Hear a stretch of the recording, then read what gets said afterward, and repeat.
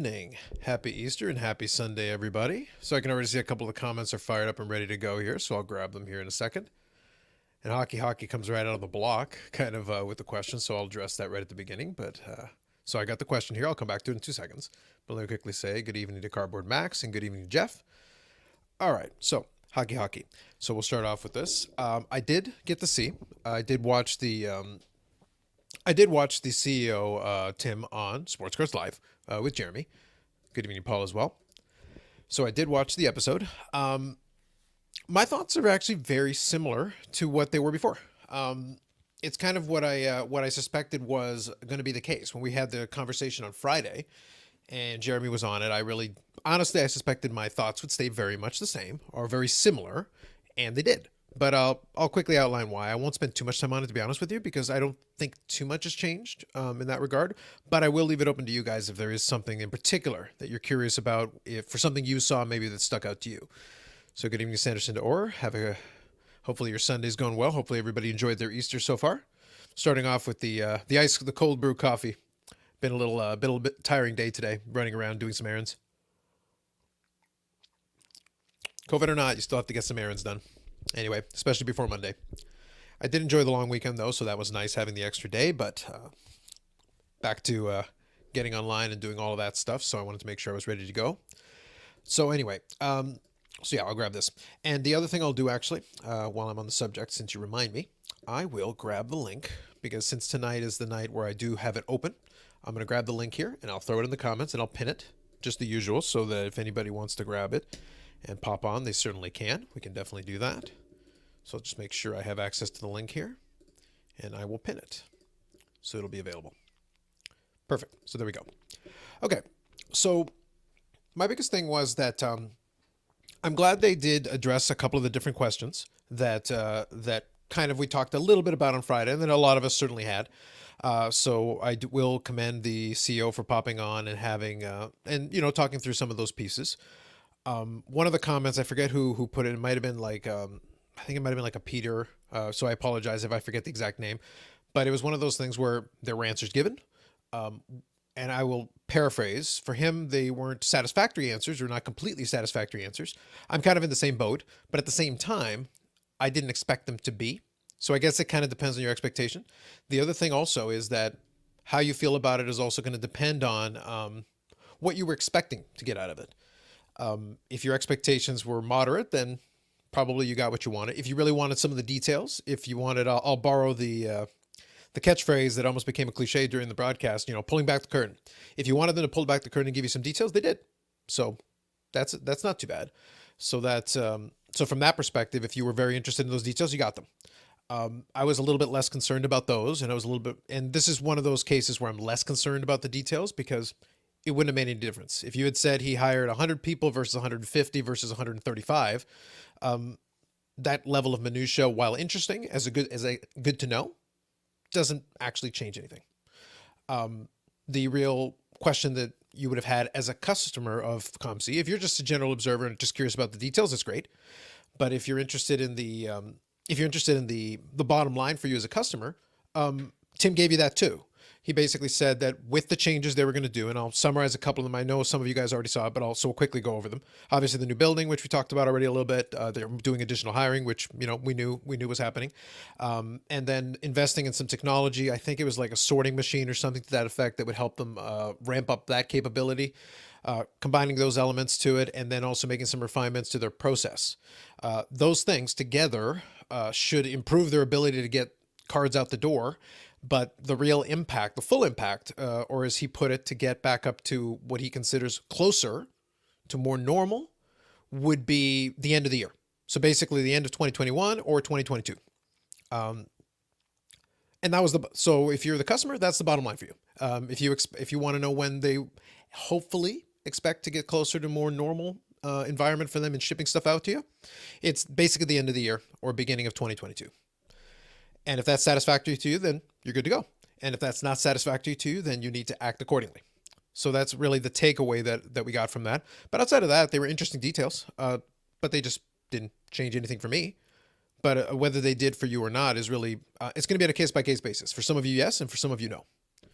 So quickly, I'll grab some of the other ones here.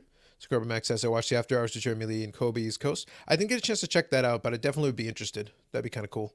So we'll see here. Good evening, Ozzy Card Dad. If you're a seller, do you want COMC to turn off listings being on eBay? If you're a buyer, do you want COMC to turn off listings? So both sides of it. If you're a buyer, the COMC listings on eBay don't really make too much of a difference except for the consignment piece. If it's just an item that's like a buy it now, it's actually cheaper to buy it on COMC. Now, if you want to get it shipped, well, then you're still back to square one. It's the shipping problem is the biggest problem that COMC has. If I'm a seller, it's one less option. It's less eyeballs on it because putting it on eBay gets it in front of more eyeballs. So that's useful to you. But as a seller at the same time, put it in the other direction. As a seller, of course, I want it in front of as many eyeballs as possible.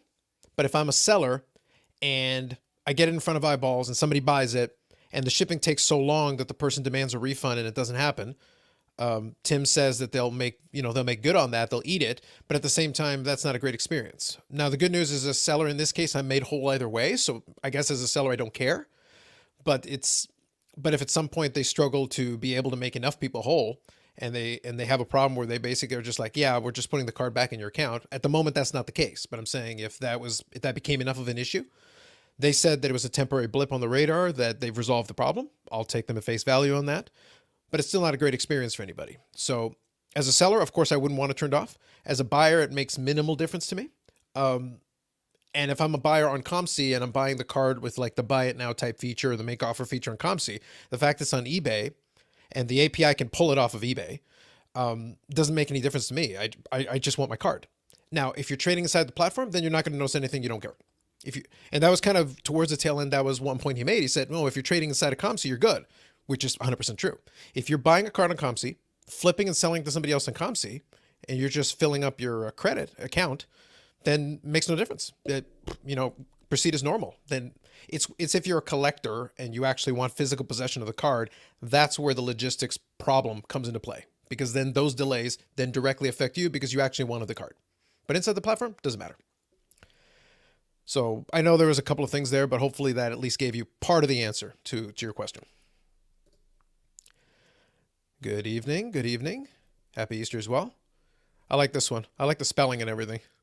Buy the card, not the grade? Never heard of that. It's not cliched at all. Insanely unreal. I like that. Okay, so anyway, he's a nice guy. He's a nice guy. He's not doing for the money. Yeah. Well, I appreciate that he's the first businessman in creation who's not doing it for the money. Like, here's the thing. I give him a pass on that. Like, whatever. Great. It's fine. That is the least objectionable thing that concerns me, but I did have some fun with it.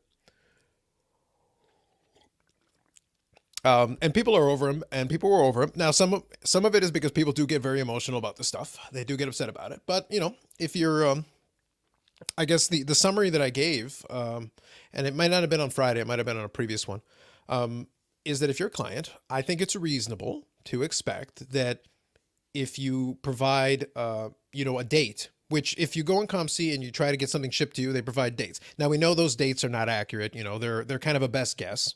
And we know right now they're definitely not realistic. But if I was to go, and I did it last night just to check it out, what the current state is, if I stuck with like the basic shipping level, I think the date they had on there was September.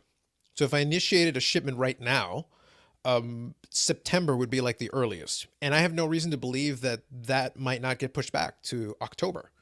So it's like, imagine that, yes, the logistics, everything he talked about, 100% true. That's why I said, like, my feeling wasn't going to change, because all the things he explained made a lot of sense, in the sense that we knew that it was going to be a logistical nightmare to run something like COMC with, 100 million SKUs, as he put it. So I'm not saying it was easy, but that was the task you took on when you structured your business in this way, to do it this way.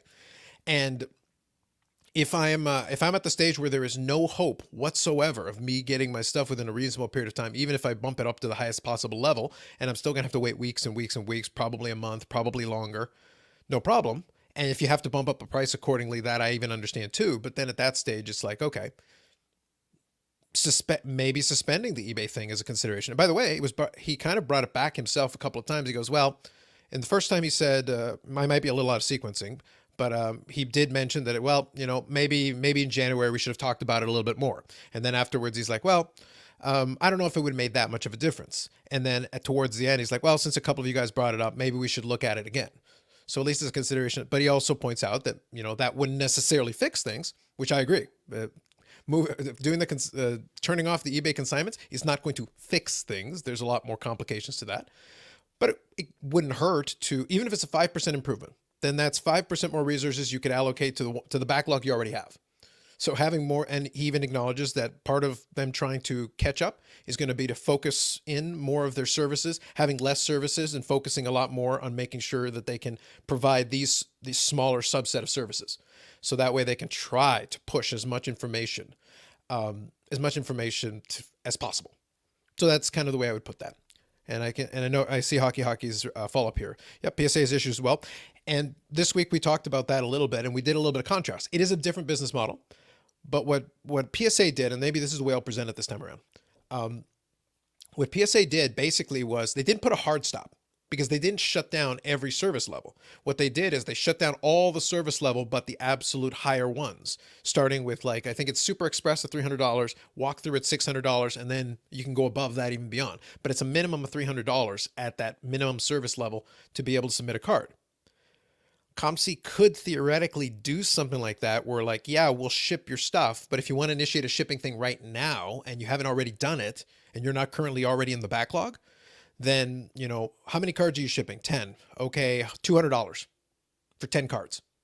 But what if I want to do 100 cards? Okay, $500, $1,000.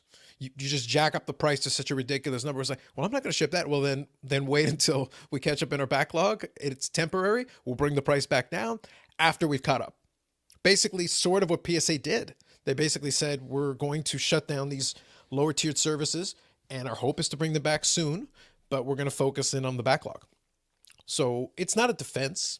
And the question you pose here, is that a fair defense for someone like me, or from someone like me? What I would say is, as a consumer, you can decide if it's a valid defense for you or not. If the fact that other companies have the similar issue and you say, well, all of them are struggling, so let's give them a break, well, then fine. I'm not going to try to convince you otherwise. But if you're of the mindset that said, well, you took my money, you basically agreed to ship me these cards, and I'm waiting forever, and even above and beyond where even your estimate, which we know isn't going to work now, even beyond that estimate, which is already pushing it into the future. And I used the analogy where I initiated an order. I didn't pick the highest tier, I picked the second highest tier. And according to their estimate, and it is an estimate, it's supposed to ship tomorrow and then arriving a couple of weeks after that. And I initiated that about a month ago. So that's even to get it to the stage of shipping. And that's the second highest tier.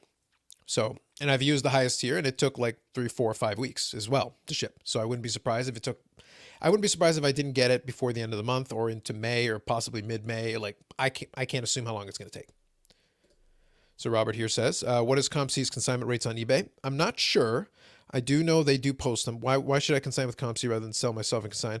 I think their rate, I don't remember what the exact rate is, Robert. I know that they do post it. I think their consignment rate isn't too bad. I think really the value of it really was that if you were using the consignment, then they basically acted as your fulfillment center. Like, they would put it up on eBay and it would sell if you did it as like an auction. And then they would ship it, so that way you ensured that you didn't have to personally take responsibility for it. And then if there was any issue with returns or something, that could be handled with COMC. That really what a consignor does for you, theoretically, and you have to figure out if that's worth it to you, is they basically create a barrier between you. So you provide the card and they handle okay, we'll set up the auction, we'll set up the listing, we'll do all this stuff. And then when the time comes, they pay, you get your money minus the cut, and then we'll ship it out to them. And if there's any kind of an issue, we'll create a barrier so that you personally aren't the one dealing with the back and forth and doing all that. That's the theoretical benefit of a consignor. And if it's not worth it to you, then, it's not worth it to you. So good evening to Card Canucks. Good evening, Charles. Living in Australia, the wait times are even longer. I don't doubt that for 1 second. Yeah. No, that last point there is very valid. Oscar Dad. For some folks, it's not going to matter. Now, that could, of course, be taken to an extreme. If the wait time for your card was 6 years, you might not want to wait quite that long. But certainly, if you're not in a hurry, then it doesn't really matter. Then you can initiate it. But that's the reason why I said a moment ago, it would be interesting. I'd love to know what the numbers would be of how many of the people who are initiating shipping with them that obviously are part of that backlog. You do prioritize based on those higher tiers. They tend to go out first, and there are a number of those. But I'm curious how many people use the lower tiers, and how much in terms of cards and orders that comprises as part of the backlog. And I would wonder what would happen if you turned off the taps to those lower tiers and made it just real prohibitively expensive for a while. Again, not forever, but you did like the PSA thing and you said, okay, for the next 60 days, yes, you can ship, but it'll be like $5 a card to ship, or $10 a card to ship. You like jack it up way high. Some people, by the way, would still ship, especially if they only have a handful but they might be more selective. They might say, okay, well, instead of getting 200 cards, I'll get my 10 best cards that I really wanted sooner. So it's a smaller order. Theoretically, it would be a little easier to pick. Again, they've got all the logistics problems that they're talking about, because they also had a system that was designed for people that were very experienced. And that's one of the things that Tim mentioned on there. The system was a little bit complicated unless you were already there for a while and you knew it inside and out, and you knew it in your sleep, and you could just go get whatever you need to go get. Maybe Constantly could put a minimum card limit. Yep. That could be another angle.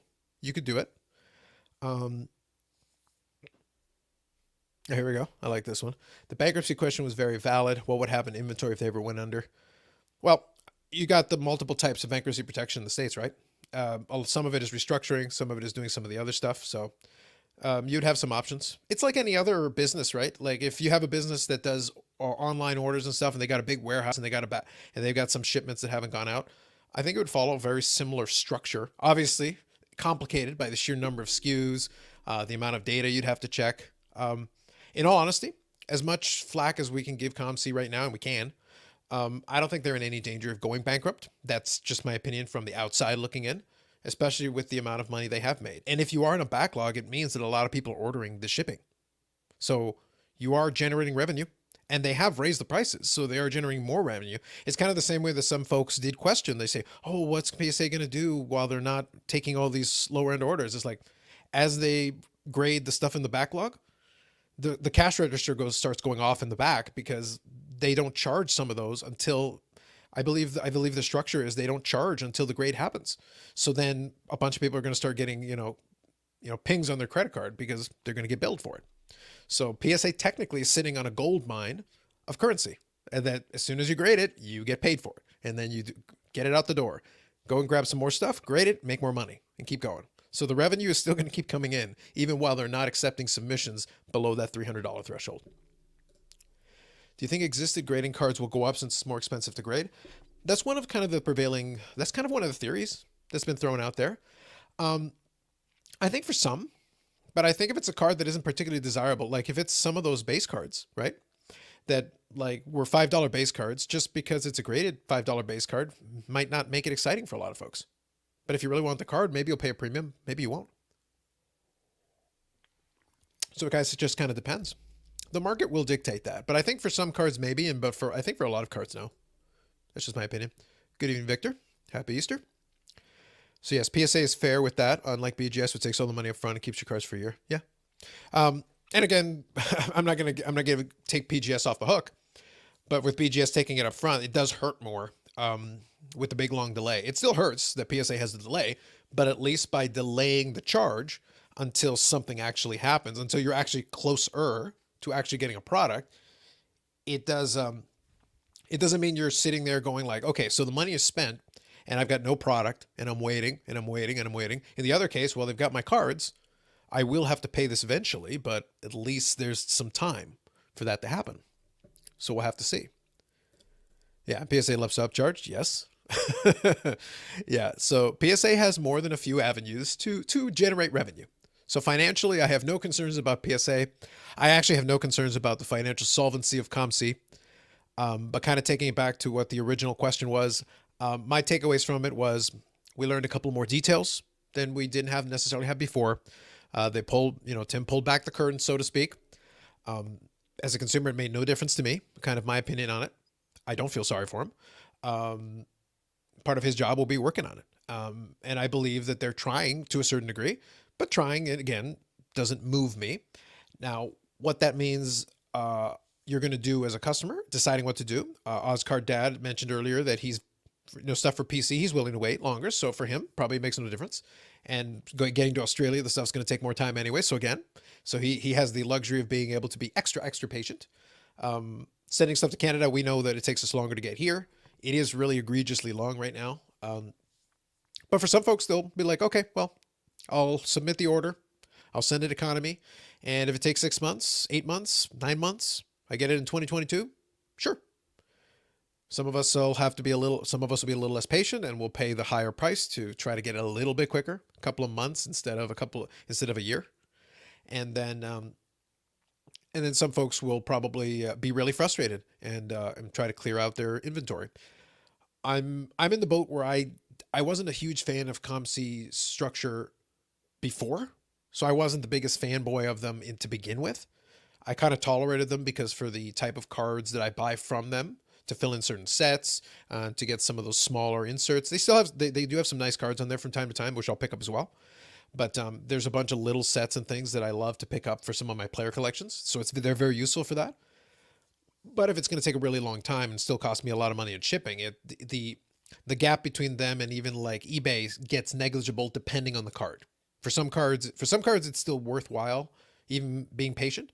For other ones, not so much. But for me, the extra aggravation, the extra charge of it is less worth it. So it's trying to figure out, okay, so what do we do now? And I spent probably the last week or two trying to think about that, even ahead of this, trying to figure out, okay, what do I want to do? And for me right now, the answer is seeing if I can clear up the queue that I have. There's a couple of cards I have left on watch list there on COMC. I'll try to grab them for as reasonable price as I can, get a shipment made up to try to basically clear the queue out of it, and then just stay off the platform until maybe 2022 and see where they're looking at that time. But I'd rather not put more money in for store credit until then. I'd rather have my store credit as close to zero as possible and just be like, okay, let's just pretend it's not there and I'll just focus my attention in other places. Fortunately for me, some of my goals are very close to being met for some of my PC player collections. And I can afford to kind of slow down on those and focus on other parts where I'm really not buying those cards for those other projects on COMC anyway. So it won't make a difference what they're doing. So the Australian card community has put together a card show. I'd be surprised. I don't know, maybe Aussie Card Gad, you can give some insight prior to obviously COVID notwithstanding, but you guys do have you do have a pretty restrictive airspace around kind of Australia in that regard. Is there much of a card show scene there before or even now? I'd be curious what it looks like on that side. But anyway, so as far as that's concerned, are there any other kind of questions? For those of you who did watch it, was there anything that stuck out to you? Anything that you thought was interesting? I'll leave it a little bit open there. And then we'll talk about that for a little bit, and then we'll kind of see where it goes. Obviously, the topics with the PSA and SGC thing are also kind of on the table, although we did talk about it a fair bit on Friday. But if there's something interesting that you guys want to talk about, we certainly can. And of course, there's our good friends HGA. They're having their own challenges, but they're chugging along. The good news is that the cap that they put on helps them at least turn cards around, so that's good for them. But it does mean they're going to be consistently sold out. So if you want to get your cards graded in with them, you have to be kind of a little bit lucky and win the lottery.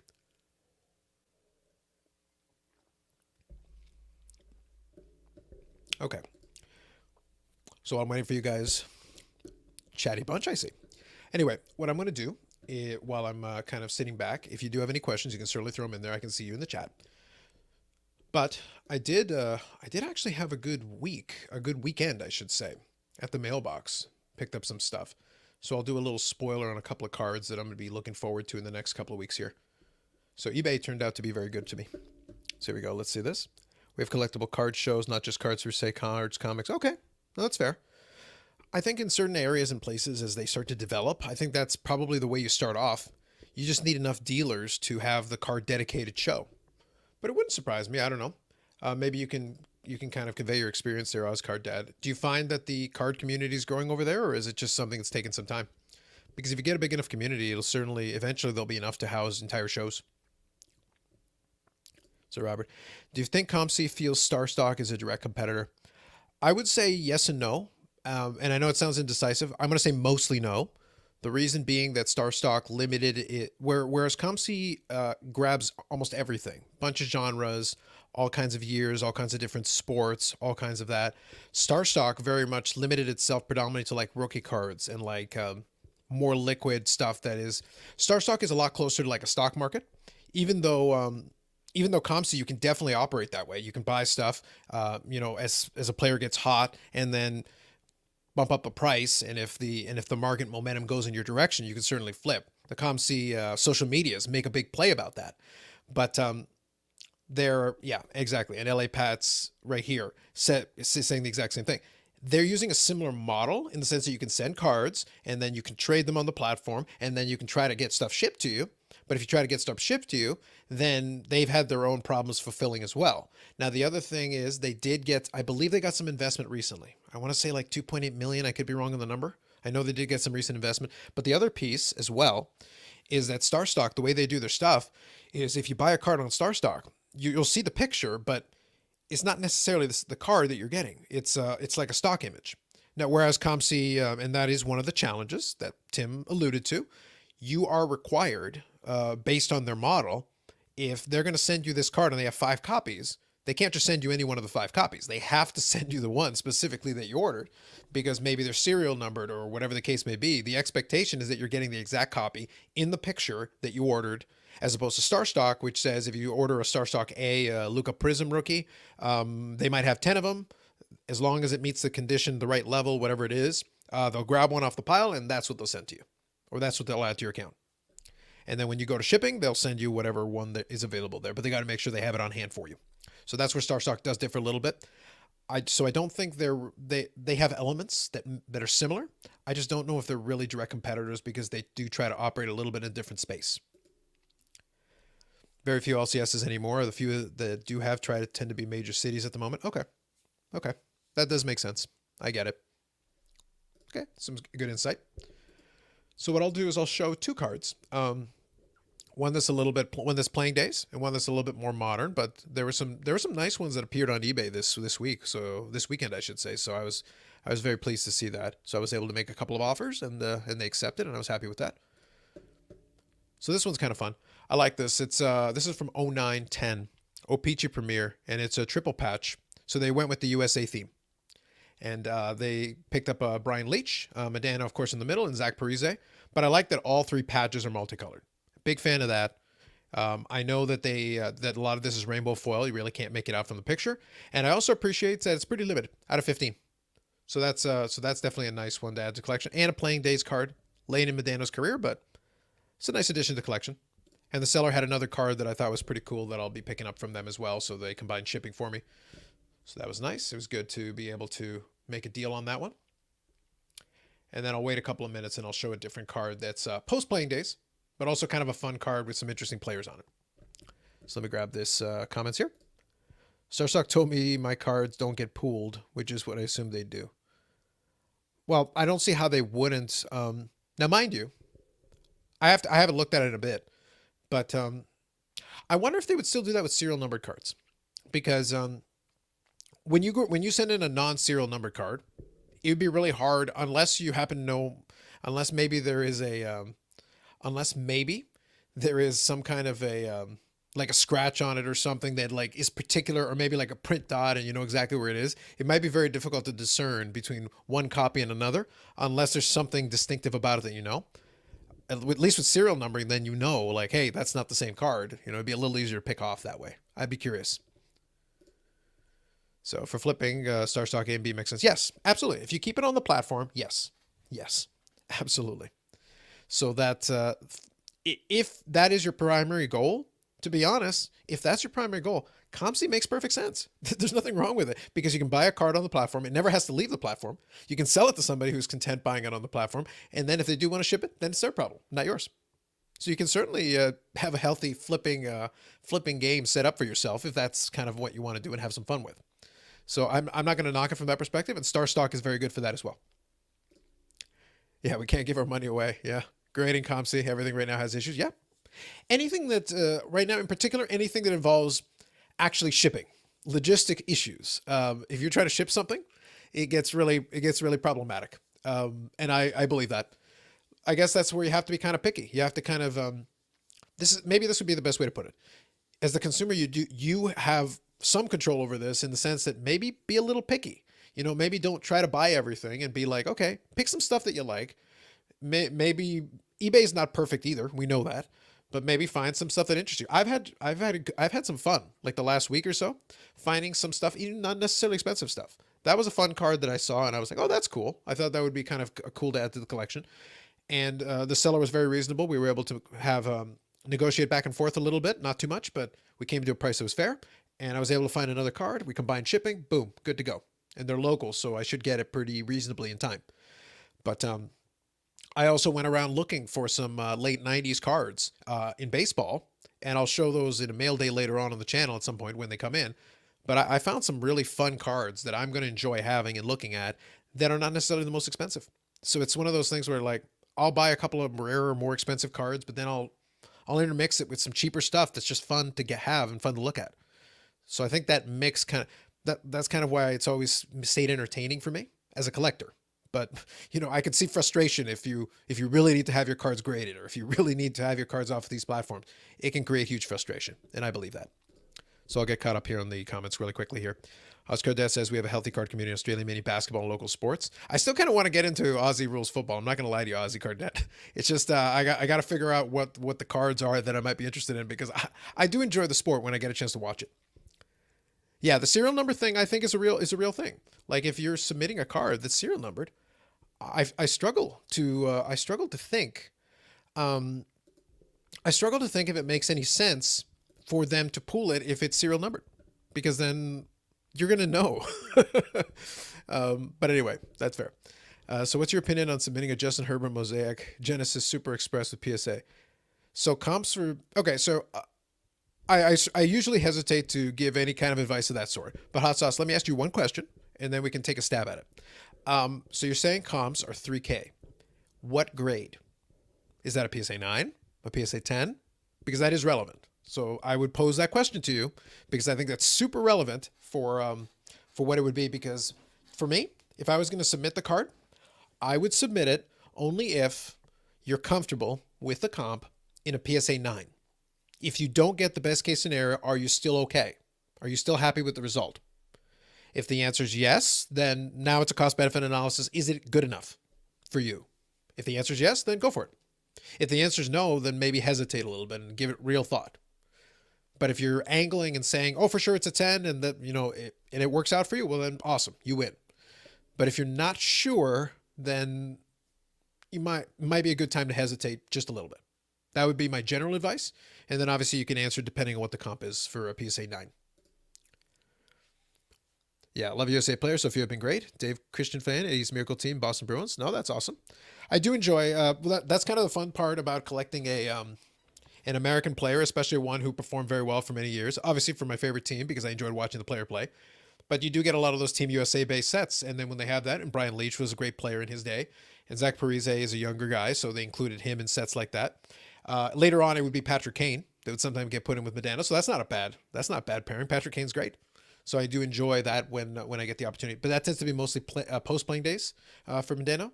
But I love when it's a playing days card that you can still have some fun with that, especially with nice multicolor patches like that. He's carrying a big star in Australia. Okay, interesting. I live in Canberra, capital city, not Sydney. We had a small card show in my neck of the woods in the end of 2020. Show some support, hoping it builds in the future. No, that's good.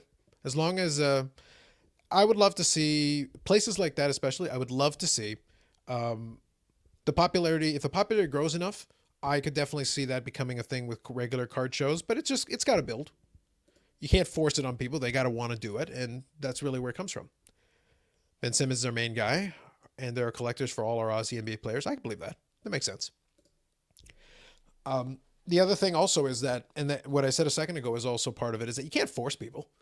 But I do know that there are definitely some passionate collectors out there. And like I said, for me, as somebody outside of that, I enjoy Aussie Rules when I get a chance to watch it. And I would normally I don't collect cards for stuff outside of sports that I would watch more regularly. But I would collect some Aussie Rules cards, especially if I could figure out what the heck's any good, because it's fun for me. But I would be collecting it for fun. It wouldn't be like, oh man, the flipping potential. It's like, no, I'd be collecting it for fun. That's the key point there. So anyway, let me just take a look here. Scanning through. Cool. So I'll leave the link up there for a little while longer. I'll do one more here, kind of spoiler, from good old eBay. And then in that same vein, guys, if there's something else outside of those topics that you want to hit on, you have to let me know. Otherwise, I get to watch Sunday Night Baseball and then we're good to go. It could be a short one. That'd be kind of interesting. Okay, so let's see here. I have one that I was going to show you. And let me see if I can find the link here for it. And this one's a newer one. This one's post-playing days, but it's a pretty good combination of players. It does follow a theme as well. So let's do that. Here we go. So this one is from Superlative. So 2019-2020 Superlative, and it's from a subset, an insert set called the Superlative 7. And what they've got is, so the theme is 500 goals, and you've got Jerome McGinley here. So 3-color piece for Jerome McGinley, a 2-color piece for Mike Bossy, a 2-color piece for Matt Sundin. The Joe Sakic one is probably the worst of the patches because it does have 2 colors. It's got a little bit of, I think it's silver. I'd have to see the card in person, but a little bit here and a little bit here. Bobby Hull's got 2 pieces here. The Medano piece is all right. And the Guy Lafleur piece has 2 colors, but you get a little bit of red there. You can see a little bit of thread. So very nice. A pretty impressive group of 500 goal scorers here. So it has a nice theme going with it. And this is the Silver Spectrum version, number 2 of 2. So when I saw the patch, when you've got these many patch pieces on here, usually you've got a dud in there that's like a 1-color piece. But you know, the Sakic came real close, but they did manage to have multicolors in all the pieces, which is great, especially for that size of windows. I love that. So that's pretty sweet. So let's see here. Scan through. Oh, nice. He doesn't want to play for the national team. Okay. Gotcha. No, the thing is, Robert, we can definitely talk about it. It's just a matter of what is it that you guys want to talk about? Do you want to talk about their impact on the market? Do you want to talk about whether it would work? Do you want to talk about if it makes sense for them to raise the price? I'm open to discussion on it. We did touch on it on Friday, but we can talk about it some more. It's just, I'm not going to just rehash exactly what I said on Friday. But if there's something specific that you guys would like to talk about, any of the above, the PSA, the SGC, or the COMC, but you have to give me, but in this case, you have to give me something specific maybe that you want to touch on. Otherwise, we're just rehashing the exact same old ground, and it's not as exciting, right? So, but we can do it. You just have to kind of let me know what direction or angle you would prefer. Okay. Oh, Ohtani. Right. Yeah. Ohtani is going to be an interesting case, but the thing with Ohtani, and it's what everybody looks at, you need him to stay healthy. He could be a very exciting player, hugely exciting, but he's got to stay healthy. That's the number one absolute key. So let's take a look here. Have I had the opportunity to meet Medano? I did. One time at the card show, they were doing signings, and I did have, I had one of my jerseys signed. Not too much of a conversationalist that day. I guess maybe it was a bad day for him or something, but it was interesting. It was fun. But it was kind of cool because I had some stuff signed by him before, but it was like kind of like a mail order thing, and I have enough copies of the autograph. Like, get the angle right. So if you can see there, so that one is a Detroit 16 by 20. So I've got more than a few signatures from him over the years, but it was nice to actually have something signed in person. So that was cool, but it was really brief. So there wasn't too much small talk happening. So that was cool. So no one wants thousands of base prism cards sent to them. Yeah. That is, you see with lower rates to get more bit. No. No. Lowering the price would be the last thing on earth they would do. And I would advise against it. Oh my goodness. So yeah. Yeah, I love that all the patches, like I said, the Sakic is probably the weakest of the bunch, but I love that all the patches have a nice piece. And you're right. That orange piece is very cool, especially for the Bossy patch. Yeah, we got to talk some more about this Aussie card yet. I don't know if you're on Instagram, but if you are, you gotta ping me. I need a primer because I definitely would do some research and check it out.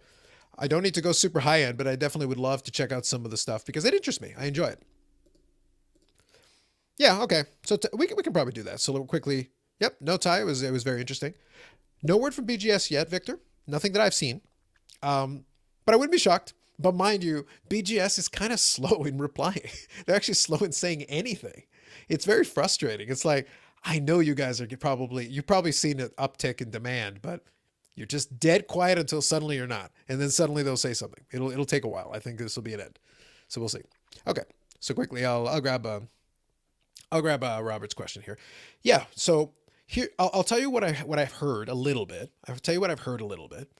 And, that is in the aftermath of them going to $75 a card, the bulk submitters have started to receive their pricing, and I think it's a little bit more reasonable.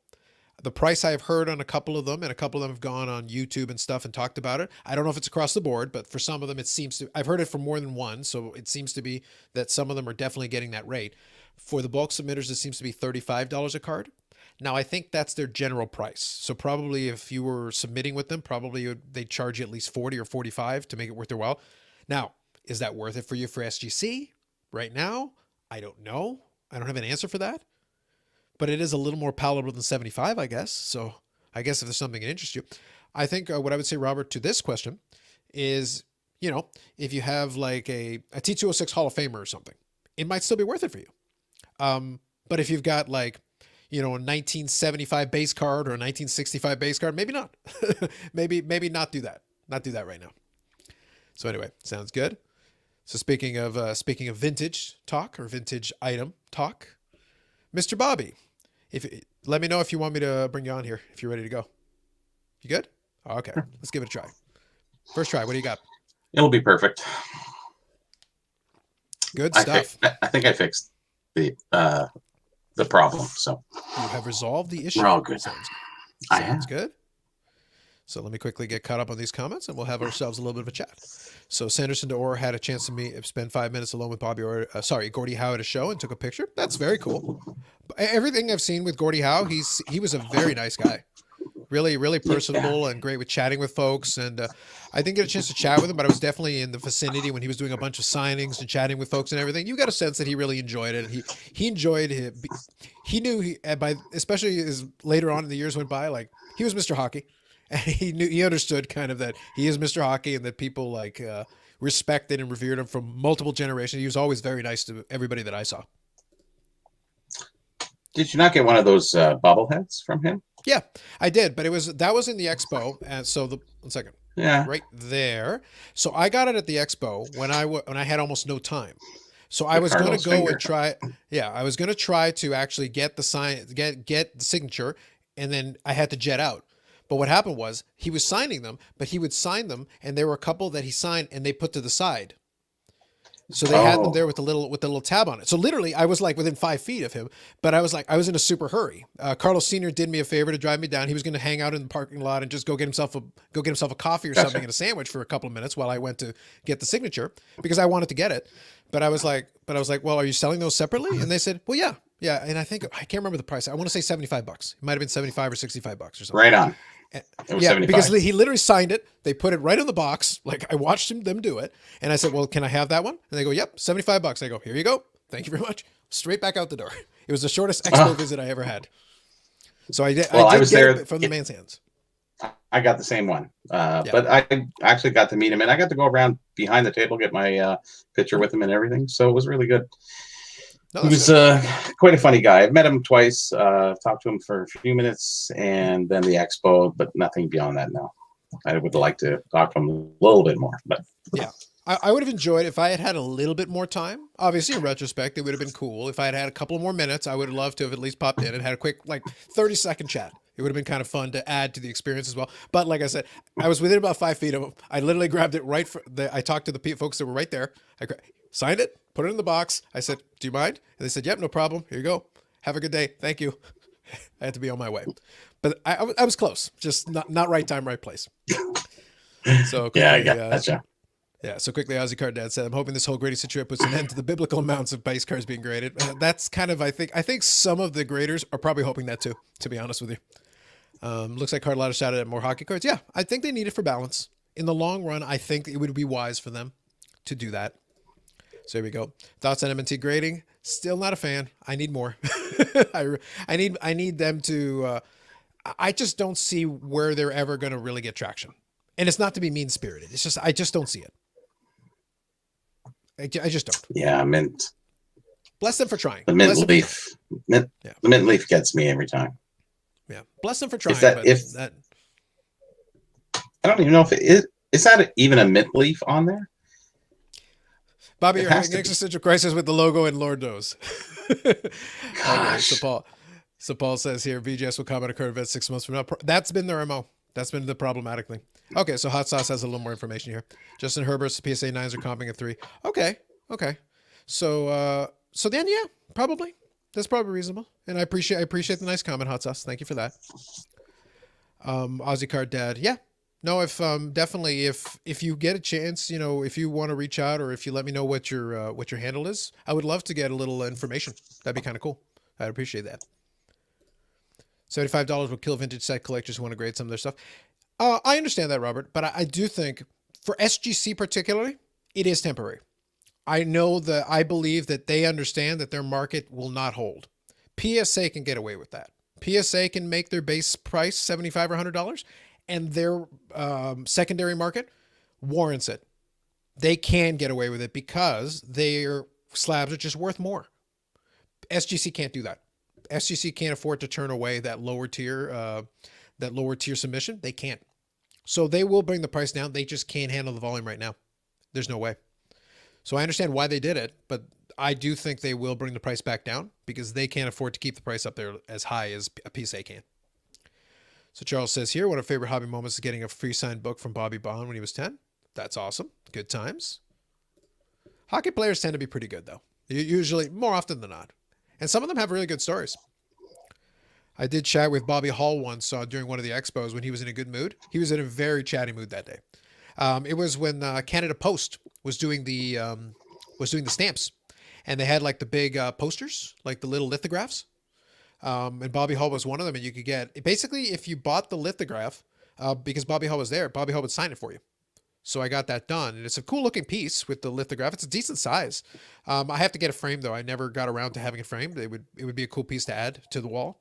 But yeah, he was in a chatty mood. So I think I chatted with him for about 4 or 5 minutes just for the one thing. So it was like, he had a moment. It was like a good time to come by. It was a good moment and very interesting. He's got stories. So no doubt a lot of those guys, especially, they definitely do. So Sanderson says, I asked him how he was doing. He said, today I'm doing fine. Nice. Well, I think this is related to the Gordie Howe story here.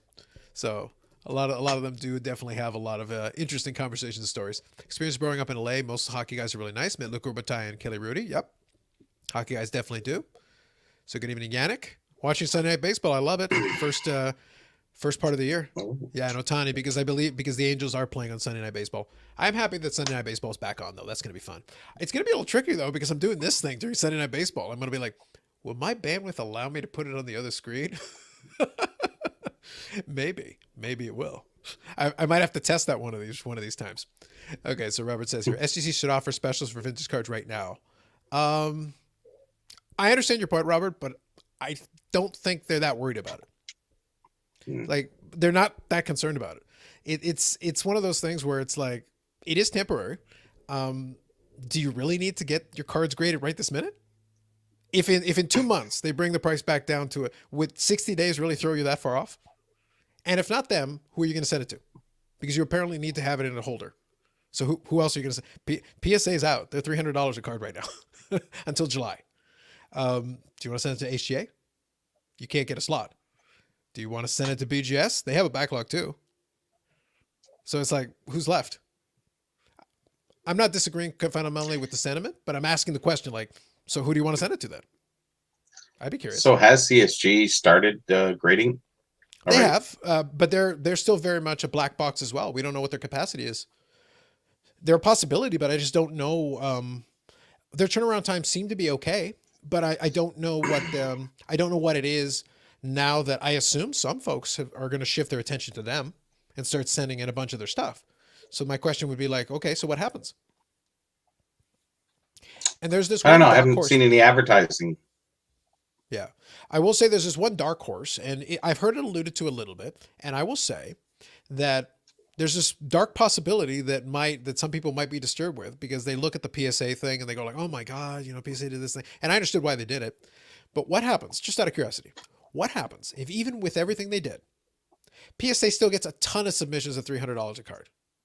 They're sitting there like, how high do we have to make it to slow you guys down even a little bit? Could you imagine if they still get like 100 card submissions at $300 a pop? Yeah, they could. I'm sure they might. Do. Yeah, but that's kind of them sitting like, okay, so you realize when we figure out how to, bring this thing back under control, we are never giving you $20 a card ever again. Just so we're clear. Oh, no. Ever. SGC? Probably yes. PSA? Nope. Absolutely not. Yeah, I think SGC will be temporary. I think, though, Robert, if you're willing to be patient, I would wager that within 60 to 90 days, SGC has a much better shot of bringing the price down. It'll depend on what PSA does, though, to be fair. It'll depend on what PSA does. Because if PSA can absorb the capacity again, it'll free up SGC so they're not in panic mode. I think SGC was basically in a panic mode. The only trusted greatest in the vintage space? Totally. Yep. I get you. I think it's a case, though, Robert, where I think you have to just kind of hang on to the cards you have and just chill. Just chill for a little bit. You'll get your chance. I think, like I said, I think SGC will accommodate you, but you're going to have to wait a little bit. A little bit. Yeah, and I see your reply there, so we'll get to it in a second. So Victor says, doing some research, found out the NHL has a total of 659 players, of which 289 are Hall of Famers.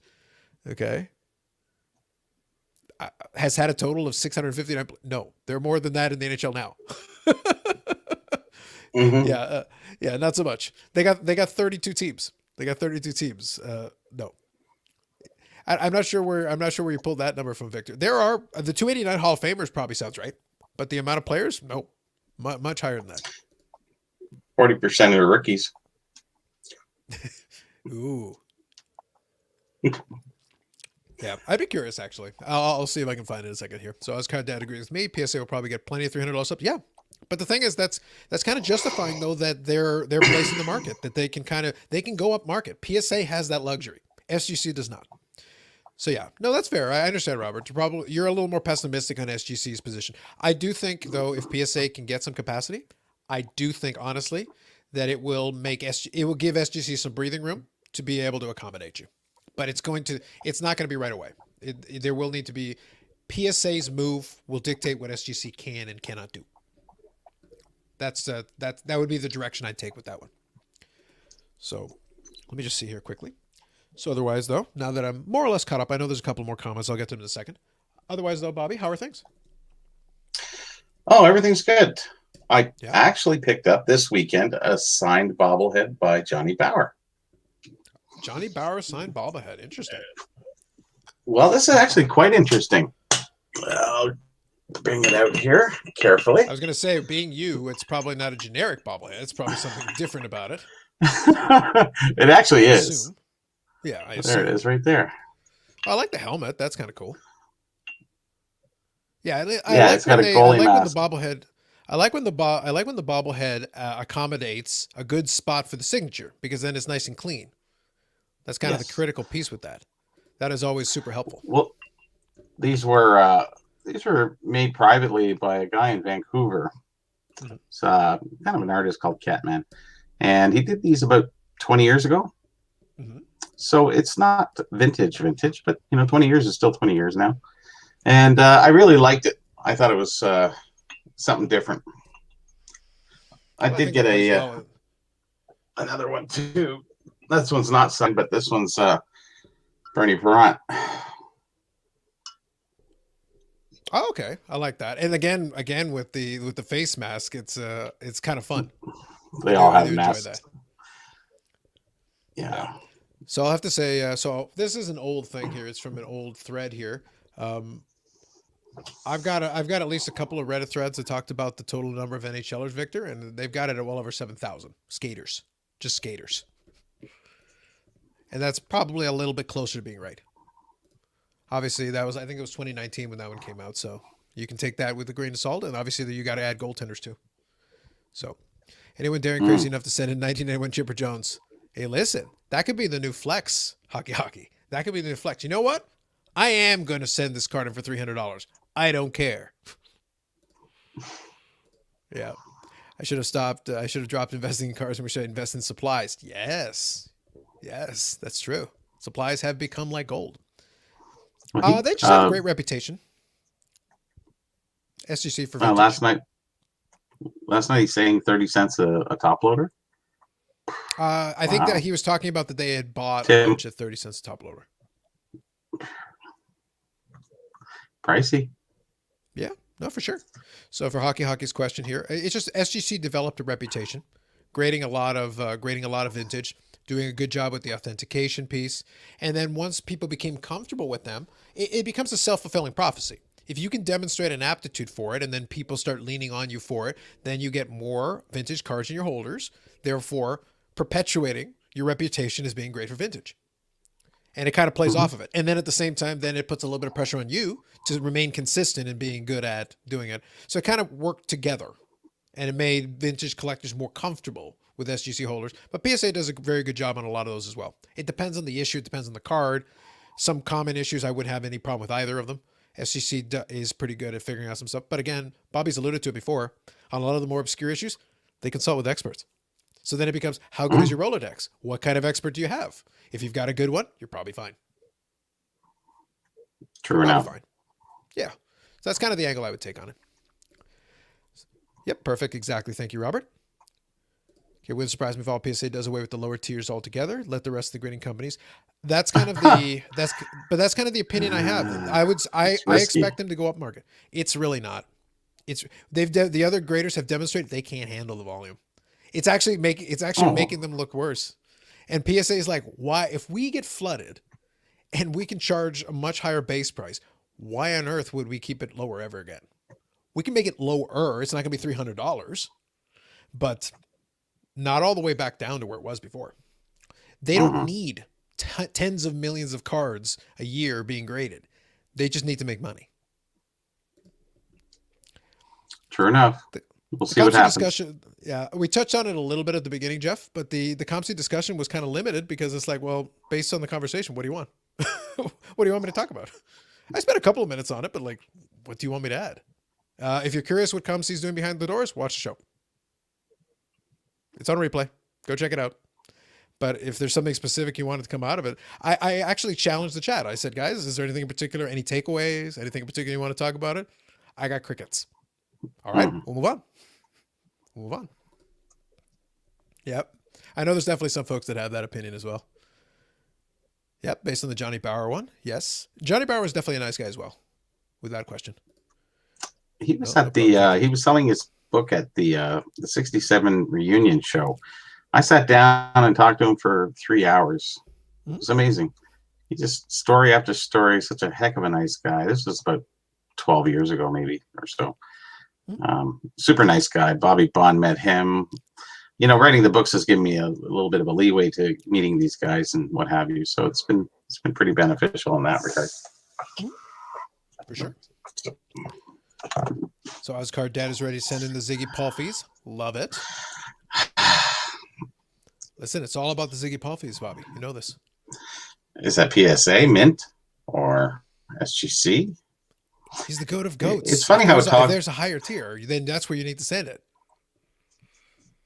It's funny how some toggle between PSA and Beckett with regards to some vintage, certain sets, certain non-sports. People go stick with Beckett or they'll stick with SGC opposed to PSA. It's like they've had an early run where they documented a lot of them, and then the guys who collect those start to follow. You know, like a Parkhurst kind of run, you know, something like that. Well, non-sports. I think it's similar to what we talked about with SGC earlier. Once people got a little bit comfortable with it, and other people kind of latched onto it, it becomes like a follow the leader kind of thing. Once people get really comfortable with it, they kind of, because if you go look at a lot of the auctions for a lot of the high-end basketball, a lot of those ended up in BGS holders because there was a stretch of time where like those 90s inserts, they love sending them to BGS holders. Well, then other collectors would look at that and they just say, oh, I guess I sent these to BGS because all these other collectors did, high-end collectors did as well. So I guess that's who you send it to. In reality, you can send it to PSA, BGS, SGC, technically you could, but people got comfortable with it, and you see it enough times, you start thinking, oh, I guess this is the standard. This is who we send it to. Yeah, for sure. Yeah. So quickly I'll go zip through. So just questioning the So I can see where you're going with this. I only put it out there as a possibility. PSA is the only one who really knows for sure, and I think they're probably crunching the numbers as we speak. And they're probably, to be fair, they're probably analyzing those $300 submissions. Now that it's a $300 minimum, I think the next couple of months will be a great test for them. Because if I'm correct, and they do still get a ton of submissions, they're going to sit there and really consider their model. Because your point is 80% of their cards were under $50. That's true. But I don't know if they actually want to have that many cards graded. There is such a thing as just having too many slabs. If you become too ubiquitous, it's actually counter to your whole, the exclusivity thing is, there has to be some exclusivity to it. It would be like, so diverse, there has to be the illusion. What's that? It's so diverse with so many different sports, so many different years. It doesn't really get diluted to that degree. I think they're already at the stage. They're already at the stage that they have market saturation. They're already the market leader. People in the hobby know who PSA is. They know that. So it's not like they need to establish themselves. They know that. So now they're already a brand in the genre. So now it's like, so do you need all the prison base? Do you need that back? You know, once you get, if you're able to catch up some of the backlog, do you need those prison base cards again going forward? Or do you want the high end? I think they're flexing right now. So yeah, it's kind of an open, I put it as an open question. None of us have that insight to be able to say definitively yes for sure, but it's an open question. It's like, we can speculate based on the analysis that they're going to have to do. That's why I say the next couple of months are going to be telling, because depending on what the results they get are, that's going to inform some of what they may consider. Here's a question. Go ahead. Are they private yet? PSA is private now. Yeah. Have they went? Okay. Yeah. So do you think they would have done this if they were a publicly traded company at this point? Absolutely not. They need the control. Yes, sir. You know they need the control to be able to not answer shareholders who would freak out. Because Wall Street, because imagine what the share price would do if this was a publicly traded company and people were like, we are literally turning away business on purpose. Exactly. But as a private company, they can be like, this makes sense for us. And we can do it right now. And we have the luxury of being able, we've got this backlog is money that we can literally print. So it's like we have the ability to be able to do that right now, for sure. Yeah, we have our next 2 or 3 fiscal years covered. If we want, yeah, for sure. That's what I mean. Like they don't have the pressure that they would have as a publicly traded company to have to like turn it around this second. Being a privately owned company means, yes, you're going to try to turn it around because it still behooves you to turn it around, but you have the ability to sit back and hit the reset button basically, because they didn't shut the door completely. They just shut most of the doors and said, okay, look, if you can get up there, then you can use the window. We're not giving you the front door, but you can climb up and go get the window. So quickly here, I'll grab LA Pat's comment. Correct me if I'm wrong, but basically COMC bought more time until Christmas to get things back to, in effect. Yes. Yeah. Mm-hmm. That's the reason why I didn't spend too much time. At the beginning little piece, when I was talking about my little monologue there at the beginning, I said, really the big takeaway, if you're a consumer, like all of it was, it was a 2-hour show and they talked about a bunch of stuff. But if you want to filter out 99.9% of it, you can pretty much throw it out, ignore it. 99% of it isn't really going to help you one way or the other, unless you're curious. If you like the details, it was good. It was a nice to know. Most of it was nice to know. Nice to know. The only real piece, the meat, was, okay, these things you're doing, when will we feel the impact? Probably the end of the year. Okay, that's the answer to the question. It's interesting that Tim said they had check our patents. I went, patents? Jeez. Better take those patents back. Because he said he had patents for all the, what's card sorting? Machine? I don't know. I just, he is doing quite a large volume of business, actually, a lot more than I thought. So. Well, that's, it didn't shock me because I can imagine the size of their warehouse and the amount of SKUs, right? So it's one of those things. Yeah, but being the biggest eBay out of everybody, out of everything that's sold on eBay, trading cards are the biggest. Mm-hmm. I found that interesting. Oh, for sure. I wouldn't have guessed that. I would have guessed car parts or something. I don't know. Car parts. That'd be kind of interesting. Sprockets. Yeah, 40 billion different screws. I want to see the sprocket numbers. Yes, I want to see the sprocket numbers. So it sounds good. I'll see if I can find it for you, Victor, later on. Just, you know what I would say? Ping me and let's see if we can find a proper resource for that number. Let's see if we can find a proper resource for that number. But I know it was the number that I saw there was like from a Reddit thread, so it would have to be a little tricky to look at. But we could always try to find you like a better number because there are some repositories. I was actually looking at Hockey Reference, but it was hard to like find a number of NHL players. But like they have a pretty good database of them. It's just like, how can I search it and find out how many records you have? Because that's really what I'm looking for. I'm looking for the amount of records you have for NHL players.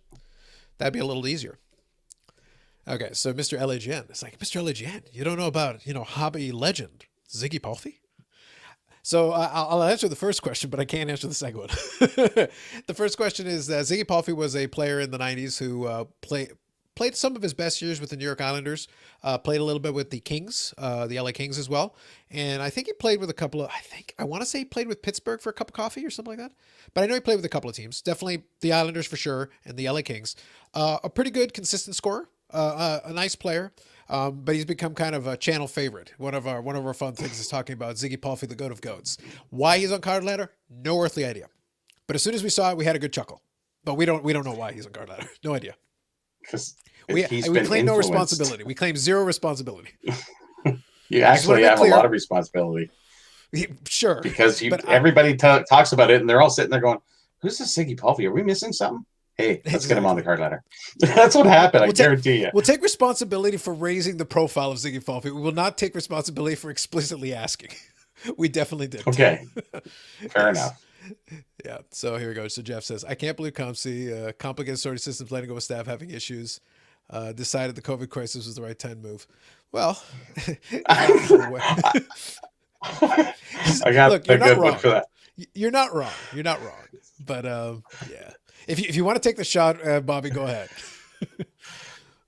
I was what was going through my mind after he said, everything got, something happened where everything kind of got all messed up.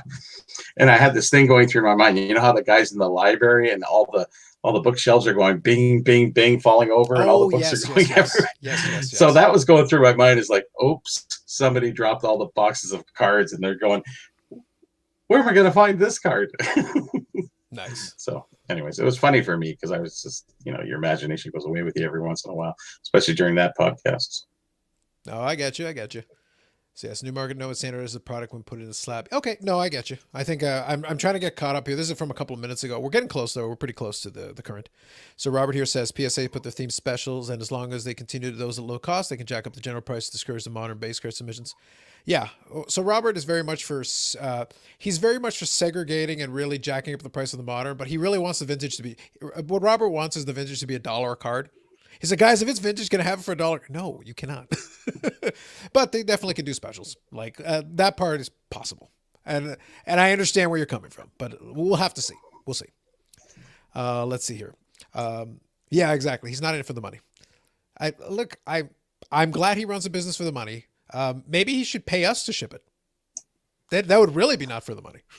I'm kidding. I'm joking, by the way. I heard that, and I'm not in the money. I'm here to make people happy. Look, even if you think in your head that's true, you still want to be profitable. Like otherwise the doors close. Like you have to be profitable or the doors close. He doesn't care about the money. Fantastic. Somebody in that building does. They would like to get paid. Somebody wants to get paid. All of them. Yeah, like I assure you all his employees would still like to get paid whether he cares about the money or not. So I assume that they would like him to be profitable so they can keep jobs. I took it as tongue in cheek, so I understand. No, I understand. What else are you going to think? It's going to become a little. I don't care about the money. Kind of a hobby meme. Yeah, it's going to become a little bit of a hobby meme as soon as you do that. So I get it. Oh, so yeah, it's getting there. It's the memes that could come out of that podcast. Oh yeah, without a doubt. So Victor says here, COMC losing 90% of their staff is hard to understand. A happy work environment to have that mass exodus, meaning there were issues prior to COVID. I don't recall that. I recall they said they laid off some folks because he said prior to they laid off some folks 15. because they were trying to shift them from doing specialized things to more general, kind of more multiple things, and trying to reduce the amount of different types of roles. I remember that piece. I don't remember losing 90% of their staff though. Was it the other way around? Well, because they were limited with COVID, they had to lay off they had the or layoff. He said actually he did say layoff, but No, I he think had to let the go. layoff was prior to COVID. I think he was saying basically like they had bad timing. They basically laid off some folks, and then COVID hit soon after, and then And he all of a couldn't sudden they lost replace those them. people. But then I guess my follow up question would have been, and again, I wasn't doing the interview, but my follow up question would have been like, okay, so after COVID hit, why didn't you rehire them? They at least had Yeah. been in your system before, even if they're only doing one thing. Maybe they're good at that one thing. Couldn't you just have rehired them temporarily or something?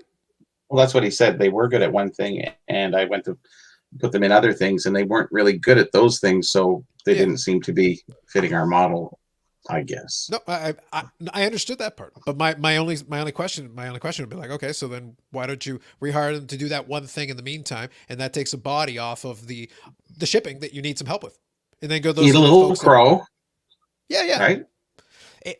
Desperate times call for desperate Hire, measures, right?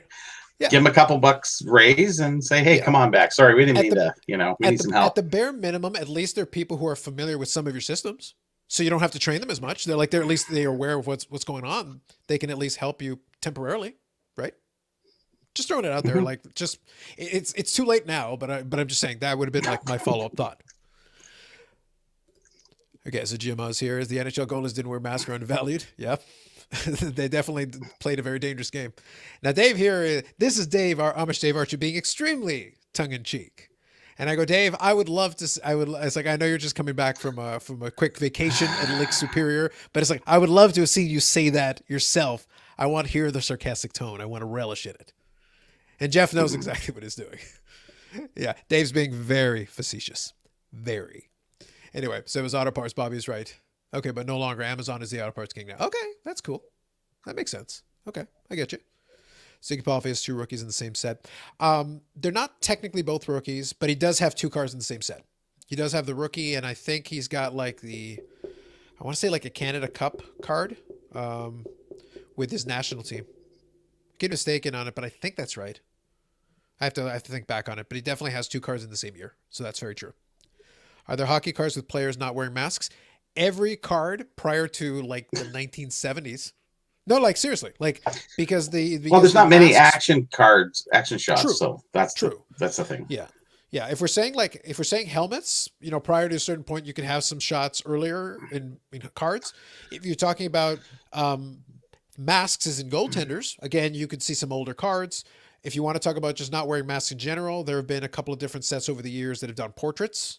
Some that are predominantly headshots and stuff like that, because you've got those. They're out there. Yeah, tall boys are like that. There's so many like that. The 65s.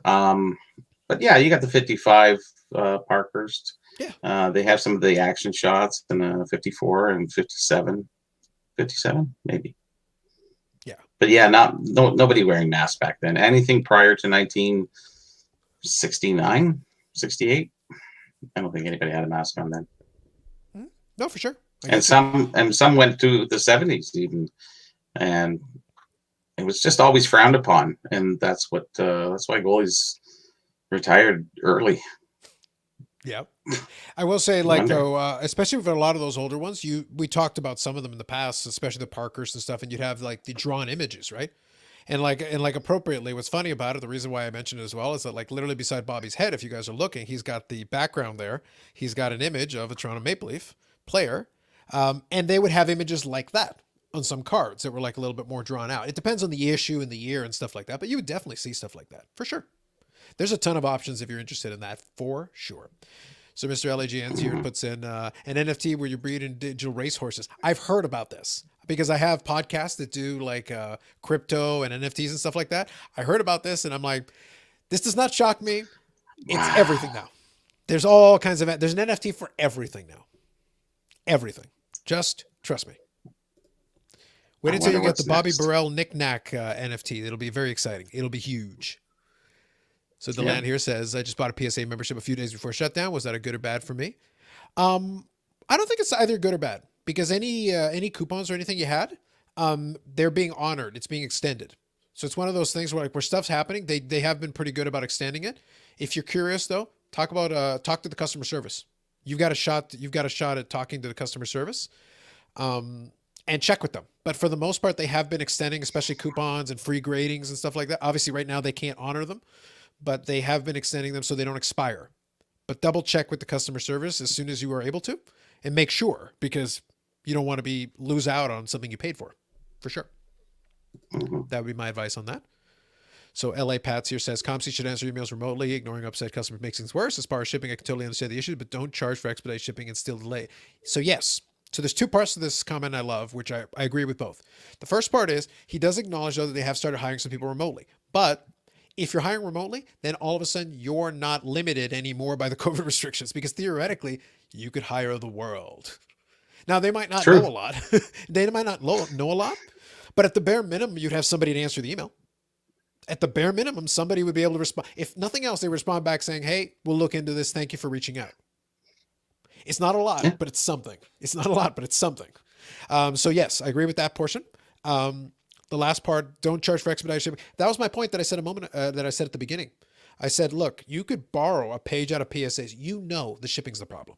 You know you can't honor the shipping. So then why do you still have the base shipping? Because it's months. You know it's months. Even your estimate is months and months and months and months. There's no shot. Because anybody that pays for expedited, it still takes a long time, but at least it's expedited. Anybody who pays for like the general one is like, yeah, great, no problem. Oh yeah, September, October, it's fine.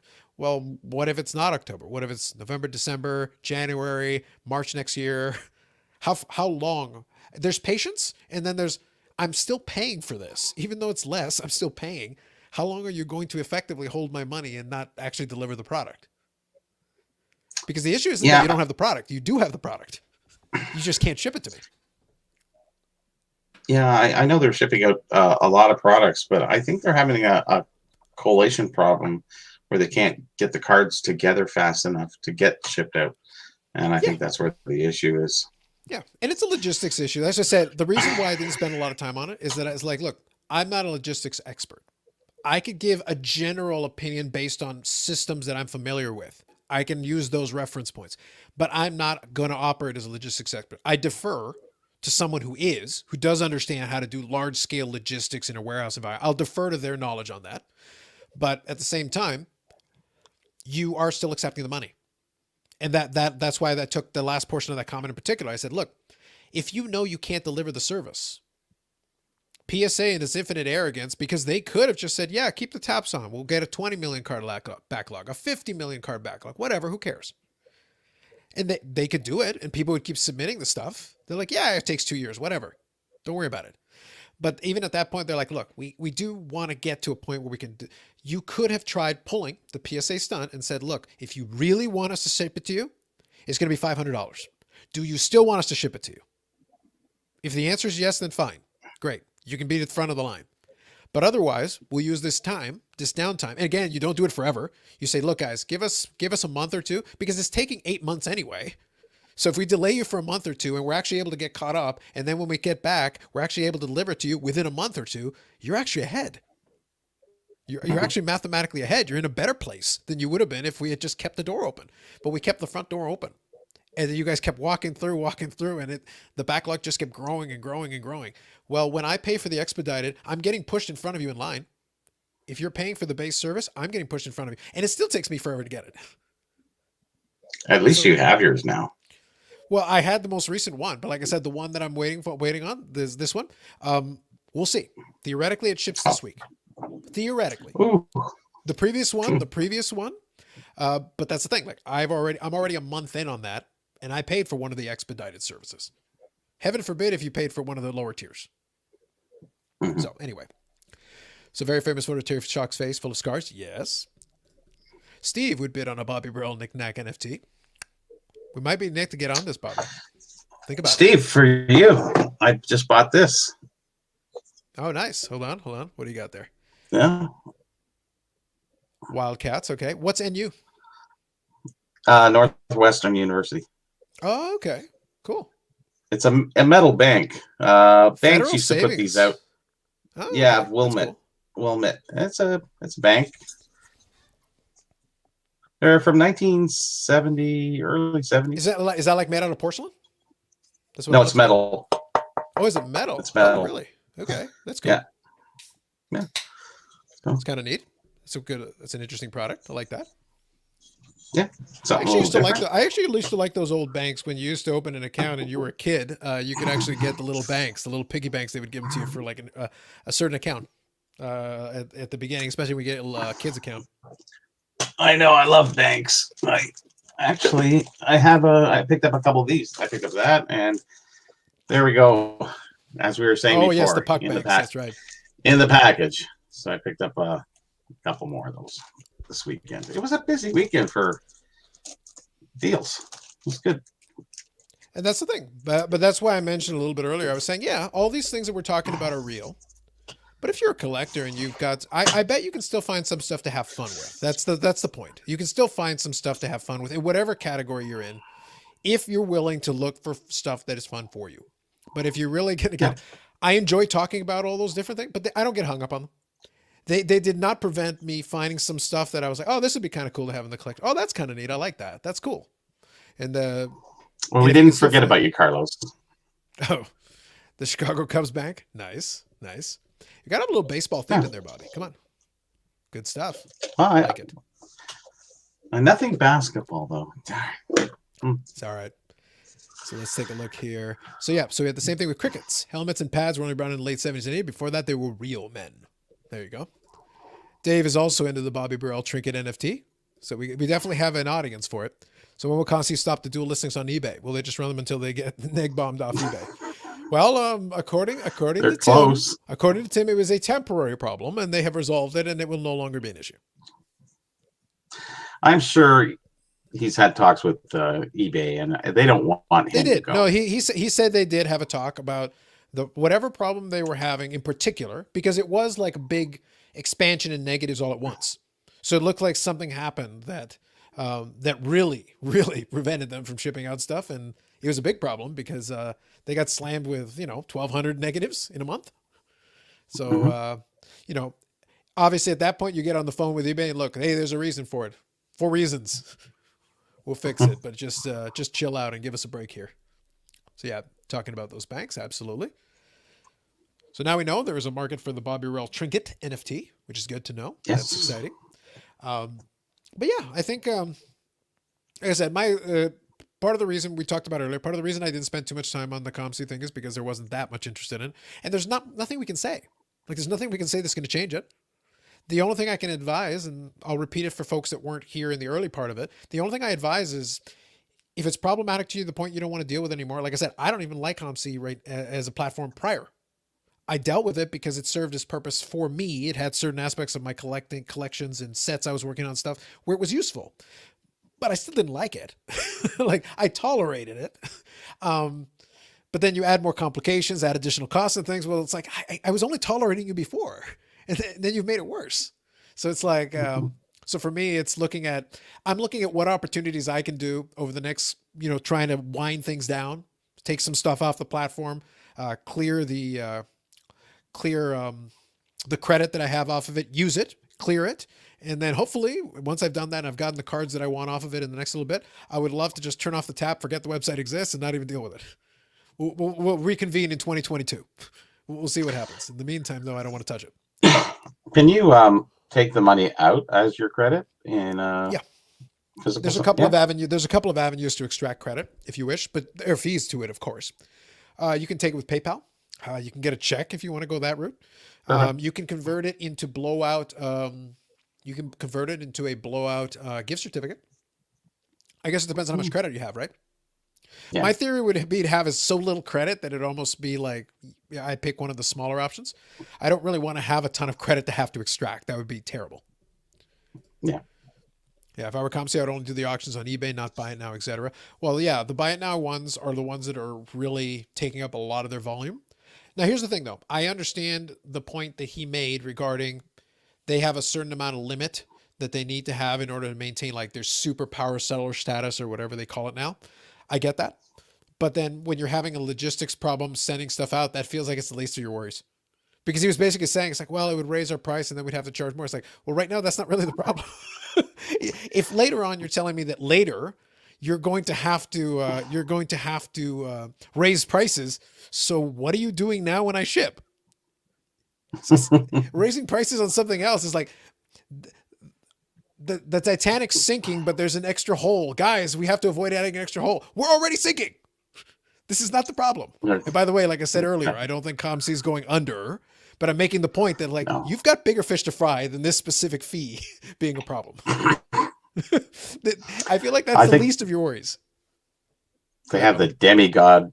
They have the demigod sales status there at eBay, obviously. But I feel like though at that point you would get on the phone and say, "Hey guys, we got a situation. Can you give us a break? Can we have?" You didn't call anybody. But at that point, like if you're doing that much business with them, wouldn't you have the stroke to be able to pick up the phone and say, "Hey guys, here's the situation. Give us a 3-month grace or something. We need to shut the taps off for a couple of months. Give us a break. We'll be back right after." Should have got that. I don't know if that's in play. Got that girl to post. Should have got that girl to post. No, but I'm saying, but what doesn't that make sense though? If you are such a big seller on eBay, it would seem to me that you're a businessman. Do some business, do some horse trading. Be like, hey, listen, can we come to some kind of an arrangement? Because we need to turn this off for a little bit. We need to get caught up. Again, he can say that, oh, it's relatively minor. Well, then I don't care if it's 5%. Then take the 5% and use the capacity to send out the stuff you already got. Help yourself in any way possible. I think there was more going on than what was let on. I'm sure there was phone calls and we're just trying to get our head around it. We're just trying to get over it. We're just trying to get under it up. And now they just kind of, I think they threw in the towel. I think Jeremy's show was the towel. And he had to come with facts and a little bit of an explanation. Because like you said, there was no press releases prior, was there not? No. And I did disagree. I did disagree with one thing he said though. Because I'm glad you brought that one up. Just one? Specifically that one. Because there's a lot of little things, but a lot of it I don't care about that much. But the part about the press releases or something beforehand, he was saying he didn't want to promise things and then basically get called out on it. And I go, that's valid. But if you remember when PSA had their press release, they had given some numbers prior. But when they did the specific one where they shut off all those services, one of the lines they put in there is, our volumes, I'm paraphrasing, but our volumes are so much so that we can no longer service the hobby, something like that, blah, blah, blah. And then they said, we received more submissions in 3 days than we had received in the previous 3 months. People already know PSA is a pretty big fish. So I didn't give you specific numbers, but without giving you specific numbers, I said, we are overwhelmed. That's code for we are overwhelmed. We cannot possibly handle this volume and continue to roll this way. You sent the message loud and clear, straight across the bow. If you submit a message like that without having to be specific, it's like the BGS thing when they had the counterfeit thing. They spent months before they finally said, oh, yeah, there are some counterfeits. We're looking into it. But you waited 3 months to tell them about it. It's like, you could have said we're looking into it in December, and then we know you're looking into it. And yes, we'll still gripe about it, but then we'll gripe less. Yes. Because if you go back in and say earlier, saying, guys, we are getting slammed beyond slammed. We are so overwhelmed. This is going to totally affect, it's going to push back a lot of these things. We're looking at options. Stay vague. Stay vague. You don't have to give specific numbers. You don't need to give like, oh, this is the specific action we're going to take. But it's like, no, you should say, we're aware of it. We're looking at our options to resolve it. But just be aware we may have to make some changes and our service times will be impacted. Full stop. So, when was Tim on the show last? Because if I remember that interview, it's been a while. I thought everything was sunshine and I don't remember. Roses. It's definitely been a while. But the thing that was, remember, Jeremy's show's only been on a year. But so he was in that. He was in the shit then. Yeah, but it had to be within COVID. Yeah, it had to be during the COVID time. No matter what, it had to be. So Ozzy Card Dad asked, what we talk about when these grading fees and COMC issues? It's like, Ozzy Card Dad, bless the hobby. We will find something to complain about. I promise. I guarantee it. We will find something. If it's when these issues are resolved, we'll find something new. I guarantee it. I promise. So we will always have something to talk about because it's fun. We do enjoy it. On some level, we enjoy far from over. Oh, no. Far from over. Absolutely. So here, LA Pats. Personally, I love COMC when it's working properly. Yep. So hope they eventually get it back to order. Fair enough. He wasn't a bad guy, but he's doing it backwards against the wall, and he tried his best with a smile. I won't go as far as to say he tried his best. Or if he tried his best, we're going to need to find we need to turn it to 11. We need to find another level. There's your Spinal Tap reference of today. We need to turn it to 11. Let's find a better than your best. Let's try something else. Because we know what happened when you tried it that way. It didn't work. Yeah, he was very, I don't know. He was honest enough, but just very all over the board trying to explain things. He came through telling us everything I think that we needed to know. It was just a long way around it. Well, the thing, though, is that I think... without really saying, we screwed up. We have this problem. Because right till the end, that's when he shared that there was an issue. And I don't know what that issue is, where everything got mixed up, or like the library, things were falling. I believe it was that they thought they had a deal on the building earlier, and like a different building. They thought they had it might have been the same building, but maybe they were trying to make an offer on it, and then they weren't able, and it delayed things. Because in theory they would have announced that building months earlier. But again, you're looking at a building as your big solution. It's like, no, it's part of the solution. It is a factor in the solution. But as you mentioned, even when you got the building, it's even with the building in place now, you've announced the building, but it's still going to take you until the end of the year, your estimate, to get back to a steady footing. So the building didn't just snap your fingers, it's fixed. No, you got to get cards to the building, which he alluded to. You got to do all the stuff. You still got to train up people. You had to change your system, which you alluded to. All those things still have to happen. So it's not one thing and, it's fixed. No, it's multiple things. It's many things. And then he said, we didn't have everything barcoded, but we do now. Before, he was saying, how did you keep track of things when you don't have the cards barcoded? That's where I think the logistic problem is there. The sorting, the organizing, how they do it. Like, well, the thing is that it must be a nightmare. The point is that now they have the system of barcoding, which is better. I would say that adds another element to it that helps you. But the problem was you didn't have that earlier. That was part of the overall issue, because now you have to retroactively go back through the inventory and add those barcodes and bring them, because when you receive the package, each card does have that barcode. They got a little slip of paper with it. So it helps you quickly be able to scan and see like, okay, where's this supposed to go and stuff like that. And he did give you a little background on how they do it, which is a very complex. He goes, yeah, they go in like sequencing and grab stuff from different boxes and combine a bunch of orders and then sort the orders. So it's like this big pile of cards that are involved in 500 orders that are all just in this big pile. And it's like, okay, now that we have all the cards for these 500 orders, this is all the cards for the 500 orders. Okay, grab a box and start grabbing order number 1. And then number 2, and then number 3, and then number 4. And eventually that pile gets smaller and smaller and smaller and smaller until you're done. And you've boxed the 500 orders. It does. Forever. Yes, correct. It had to be an automated system that would sort and go. Well, he talked about buying a machine that supposedly is going to do some of that. Now, again, my retort would be like, cool, you bought a machine that is going to help you with that. That's awesome. If the machine breaks down, though, is that a problem? Because it's a machine. Machines break down. So have you got a backup plan for that? Just out of curiosity, because you're putting a lot on this machine as part of your overall strategy. I'm just posing the question. It has to be a unique machine. Sure. Yeah. Or retrofitted from another system into a hockey card based system. My point with that whole thing is that that's all well and good, but the nature of that conversation was always going to be that you say you have a machine and they're like, okay, that makes sense. That's the reply he gets, which I understood. I got why that was the case. For me, that was like, okay, that's cool. You have a machine, but what if it breaks down? I'm assuming it's a very specialized machine. Is the training going to be complicated on the machine? I assume yes, because it is probably not a simple machine. It's probably not just you push 2 buttons and you're good to go.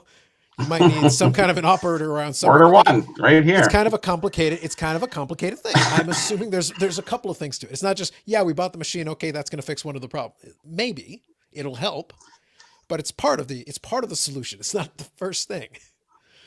So anyway, I get it, but it's not like the audience was sitting there after he goes, we bought a machine, when they all went, oh, we bought a machine. But I felt like that was the expectation. I felt like that was almost the expectation. It's like, well, we bought a machine. Yeah. I was like, cool. Good for you. See ya. Great. It's like, wow, that solves everything. We're done. Glad we had to stop. All you have to do is say, we bought a building, we bought a machine. Yeah, exactly. Snuff. So Otani, I like this though. Paul is giving us the update. Otani took a kind of was flexing his hand. Could you imagine though? Like for his sake, I hope that Otani has a good season. I would like him to. I have nothing against Otani, but it just feels like something always happens. He always gets hurt. We'd like to actually see him play for a full season and see what he can do. I do appreciate though that Paul also quotes Sean Connery from The Rock. Gotta enjoy that. So thank you, Paul. Appreciate you as always. Did you want to read the quote? Oh yeah. Losers always whine about doing their best. Winners go home. I won't read the whole quote, but the concept is about doing your best.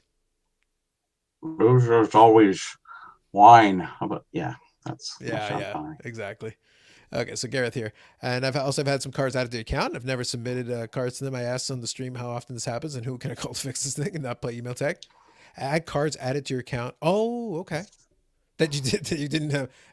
I can imagine with the amount of volume they're doing, there's probably a million mistakes that we never see. Like it'd be very easy to screw up and put the stuff in the wrong account. Totally. Maybe it's the mistakes that's keeping them behind. Yeah, there's no problem. We're just dealing with mistakes. Now, Dave, calm down. We're not going to go into that realm. I know exactly what he's referring to. As a history major, I know exactly what you're referring to. Settle down. It's still sports cards. Easy. Anyway, so here we go here. Will the machine become self-aware and start asking? Yeah, exactly. It already has. In fairness, Anderson Dorr, it was never alluded to exactly what it does. I believe it is a really fancy sorting machine. I believe that's actually what it is. I think it's a fancy sorting machine. A $6 million man machine. It could be. Yeah, because the CEO started off being a person who wrote code. So it's so now kind of playing it. It was touched on. It was touched on a little bit. The thing though is once you're the CEO and you've been doing this for a bit, you kind of have to give that to somebody else. You can't be the CEO and lead programmer. At a certain point, you got to be like, if you have staff, somebody's got to take over the code, and you got to be CEO. You got to put on your CEO hat. That's got to be your main focus. You cannot be the one writing code. Not this far into because COMC didn't get invented in the last year or in the last 2 years. COMC's been around for more than 10 years or thereabouts, like close to 10 years. It's been long enough, and you've got staff and you've got all this stuff. Somebody else has got to be doing that job. You can give them their walking orders because you understand exactly the structure of how you had it. But then at a certain point, you got to let them do their thing. It's got to be that way. It's like, you got to let that he's working on an algorithm or something. Yeah. I think that's what he said. Because he's still very much involved in the day-to-day of a lot of the coding involved in it, which is, by the way, that stretches you in another direction where you got to have your CEO hat on. When your programming hat is on, your CEO hat's not on. You can't do both effectively at the same time. Yeah. He needs to hire somebody. Yeah, hopefully it's a machine from 2021 and not 1951. Fair. Yeah, someone else's cards are in his account. Oh, okay. It's only 5 of them, but there's still someone else's cards. Okay. No, that's fair, Gareth. I get it. Yeah. Hey, in 51, George Kennedy used a cement mixer to sort his cards or mix them up. Fantastic. So, yeah. No, the thing is, Sanders Sonora makes a point here that Tim worked at Microsoft. The thing is, I'm not questioning whether he's a capable programmer. That's not my issue. My point is that, though, as the CEO, you're going to have to let that one go.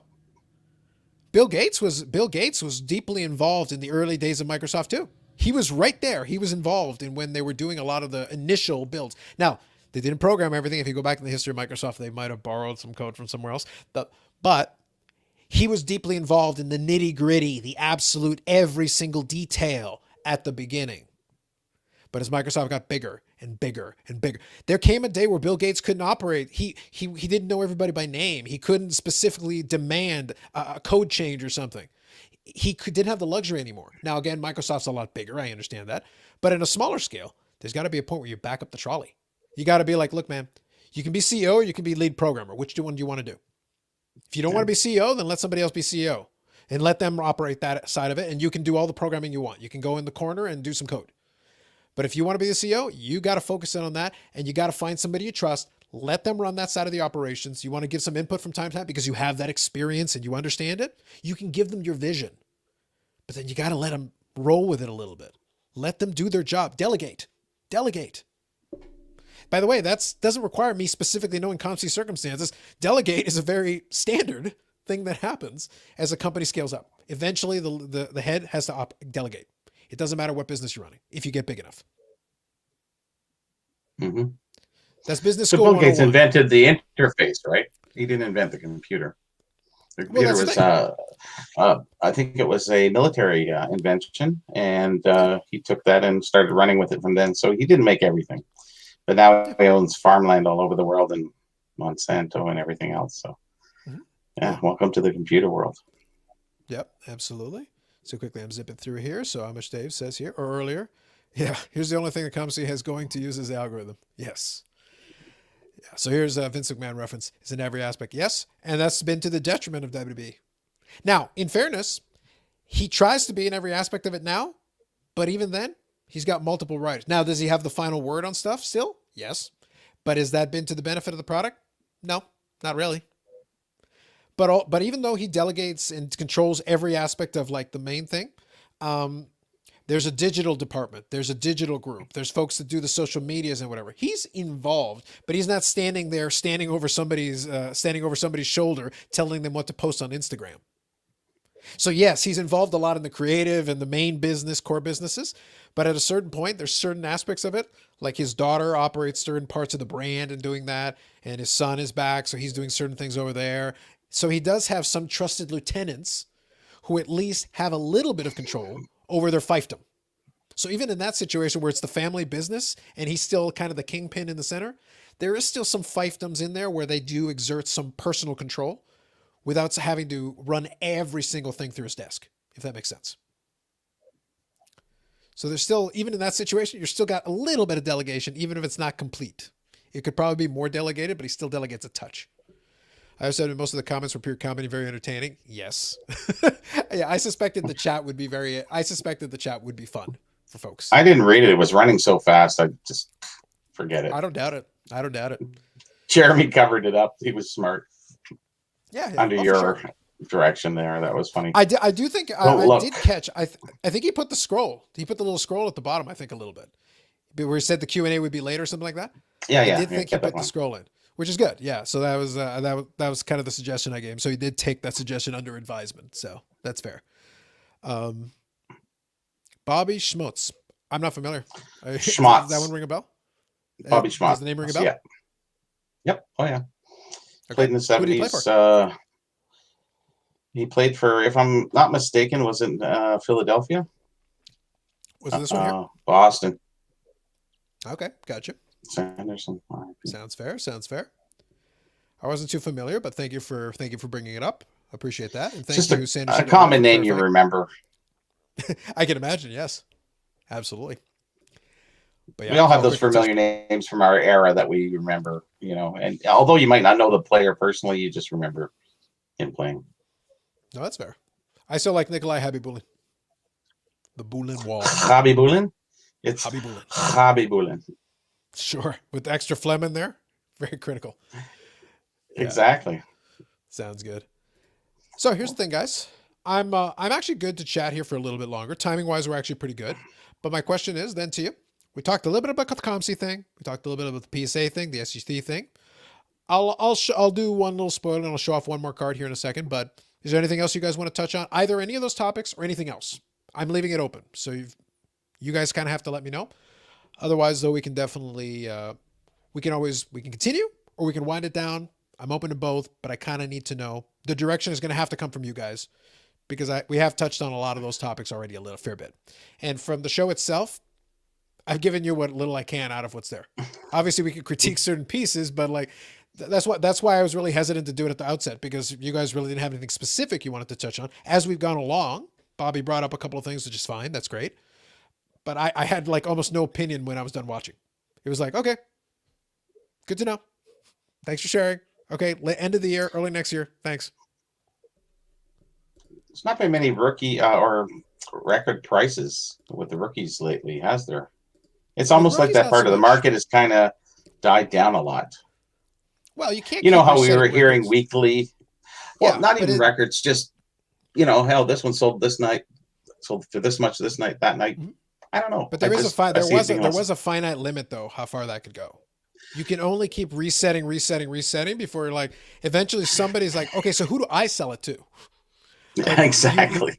you do run out of gas if you keep pumping.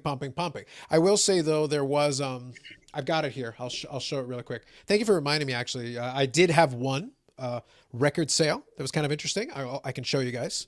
Our good friends at Sports Card Daily covered this one, and I think it was in a Leland's auction, which was interesting because I hadn't heard too much from Leland's lately. That just finished last night. Yes, exactly. Yeah. So there was a record price that was achieved at the Leland's auction. So I can quickly share with you guys. Oh yeah, I think I heard about that. So this is the Tom Brady here, Contenders rookie. It's the championship ticket, so it's one of the parallels of it, and it is out of 100. So what happened is this one sold for $2.25 million. So that is a new record price. So big dollars. And a month ago, one of these sold for 1.35. Let me double check here my number. 1.32 million. So this was it an 8.5? The other one was, I believe it was, let me see if I can find it here. So this one was an 8.5 with a 9 rating, and I believe the other one was an 8 with a 10 auto grade. So it's a 0.5 difference, but the autograph grade was higher on the other one. So fairly close, fairly comparable. Semantics. It's a good chunk of change for sure. So that is so that was too much. That's way too much. It's just that's not even believable. You tell me that 2 years ago, I'd just be laughing. And you tell it to me today, I'm laughing anyways. I don't care because who's buying? Like really, it's new. They're going to make more of everything. Jeez, how can they keep $2 million? Come on. Well, the thing is, you asked about the rookies though, because that is a Brady rookie, or a Brady parallel. Well, I should say. Parallel, yes. Yes, but it is. It is Brady's year, rookie. Not rookie card. Yes, I understand. There you go, Victor. That one's for you. If you're a high-end collector, I would rather have the rare parallel version as opposed to the base version, especially if you're a high-end collector who probably already has the regular version anyway. So for you, it's what's the rarer version. So let's go here. Let's take a look.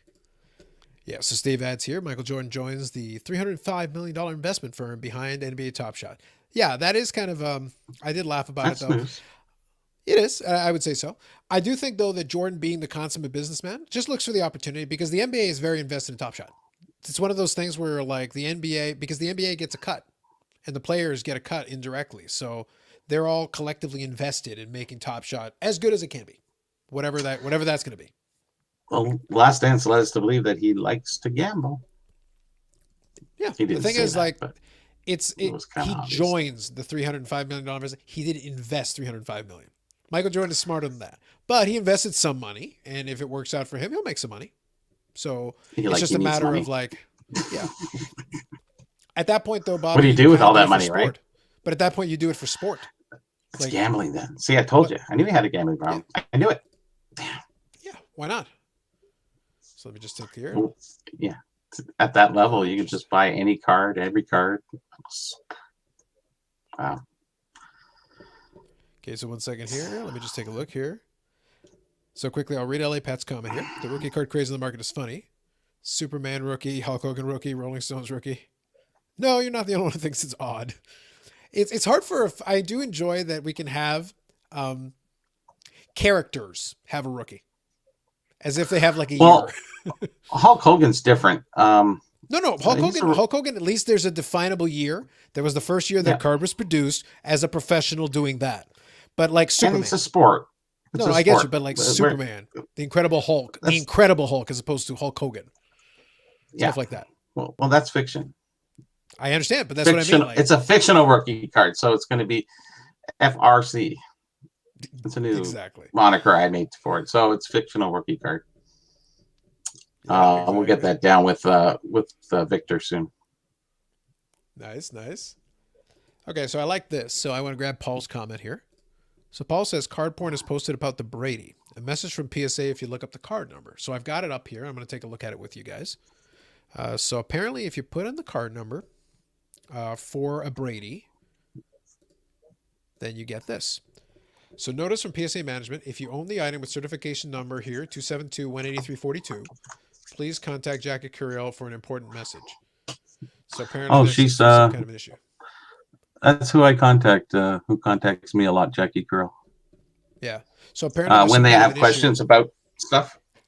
Yeah. But apparently there's some kind of an issue with this certification number. Ooh, Or that's something. not good. Something is prompting them to say, basically, call us. Call us if you have this item. Something's up. That was vague. That's what I mean. It? Like, that's what apparently it's interesting. Well, it's one of those things where what I appreciate, I haven't tried to search up this certification number myself, but it's one of those things you can try looking up. Like if you try it and get the message, then you'll know something's up. So it's one of those things where I'll see if I can try to something's up with that. Wow, that's interesting. Yeah. What I'll do here is just for completeness, while we're chatting and while I grab a couple comments, I will try to search up the number myself and see if I get that message. We may as well be complete. Okay. Sure. Yeah. So we can definitely do that. Hey, listen, I don't want to take it. Card porn is generally pretty good, but I don't want to just take it at face value. So let me take a look here. Hogan Wrestling is a fictional rookie card to Bobby. I didn't say Hogan was. I said he's not fictional. Superman was. No, he was referring to the comic characters. So here, FYI, the current Beckett book value for the 2000 Contenders Championship ticket is $100,000 for the out of 10. Yeah. Sorry, $100,000. So it is in reference to that card listed on PWCC. Gotcha. Okay. So let me try the certification number here. See, I would love to be able to copy and paste it, but it's fine. I'll do it manually. I will see. All these record prices aren't even collectors. They're, for the most part, they're just investors, I would believe. Let me ask you a question, actually, Bobby. They're part of the hobby. Yeah, can I ask you a philosophical question? Yep. So let's pretend for a second you were more into the card side of things. But now we snap your fingers. Which I am. You have unlimited. Yeah, but let's say you had unlimited funds. Money's no object, you don't care. $1 million, $2 million, $100 million, who cares? Whatever. If you just wanted the card and it was there for $2 million, you're just like, okay, screw it, $5 million. Just give me the damn card. Would you? Yeah. Even if it's money's literally no object, like it doesn't matter. It doesn't make any difference to you. I guess you'd be doing that with a lot of different things. No, I'm just posing the question. Houses. I'm just posing the question. Like if you're just like, you know what, I want it now, but there's 100 of them. No, I just want that copy. $5 million. Yeah. Give me the damn thing. Sure, that's it. But that's what I'd be curious if there is like a level of person who technically could be a collector. They just don't care. They're just like, give me that one. It's the one in front of me. I'll take it. Whatever the price is. I don't care. Easy, whatever. Sure. It's like the ultimate. At that level, there's. It's like the ultimate buy it now. Just give me that. I'll take it at any price. Sure. It doesn't make any difference.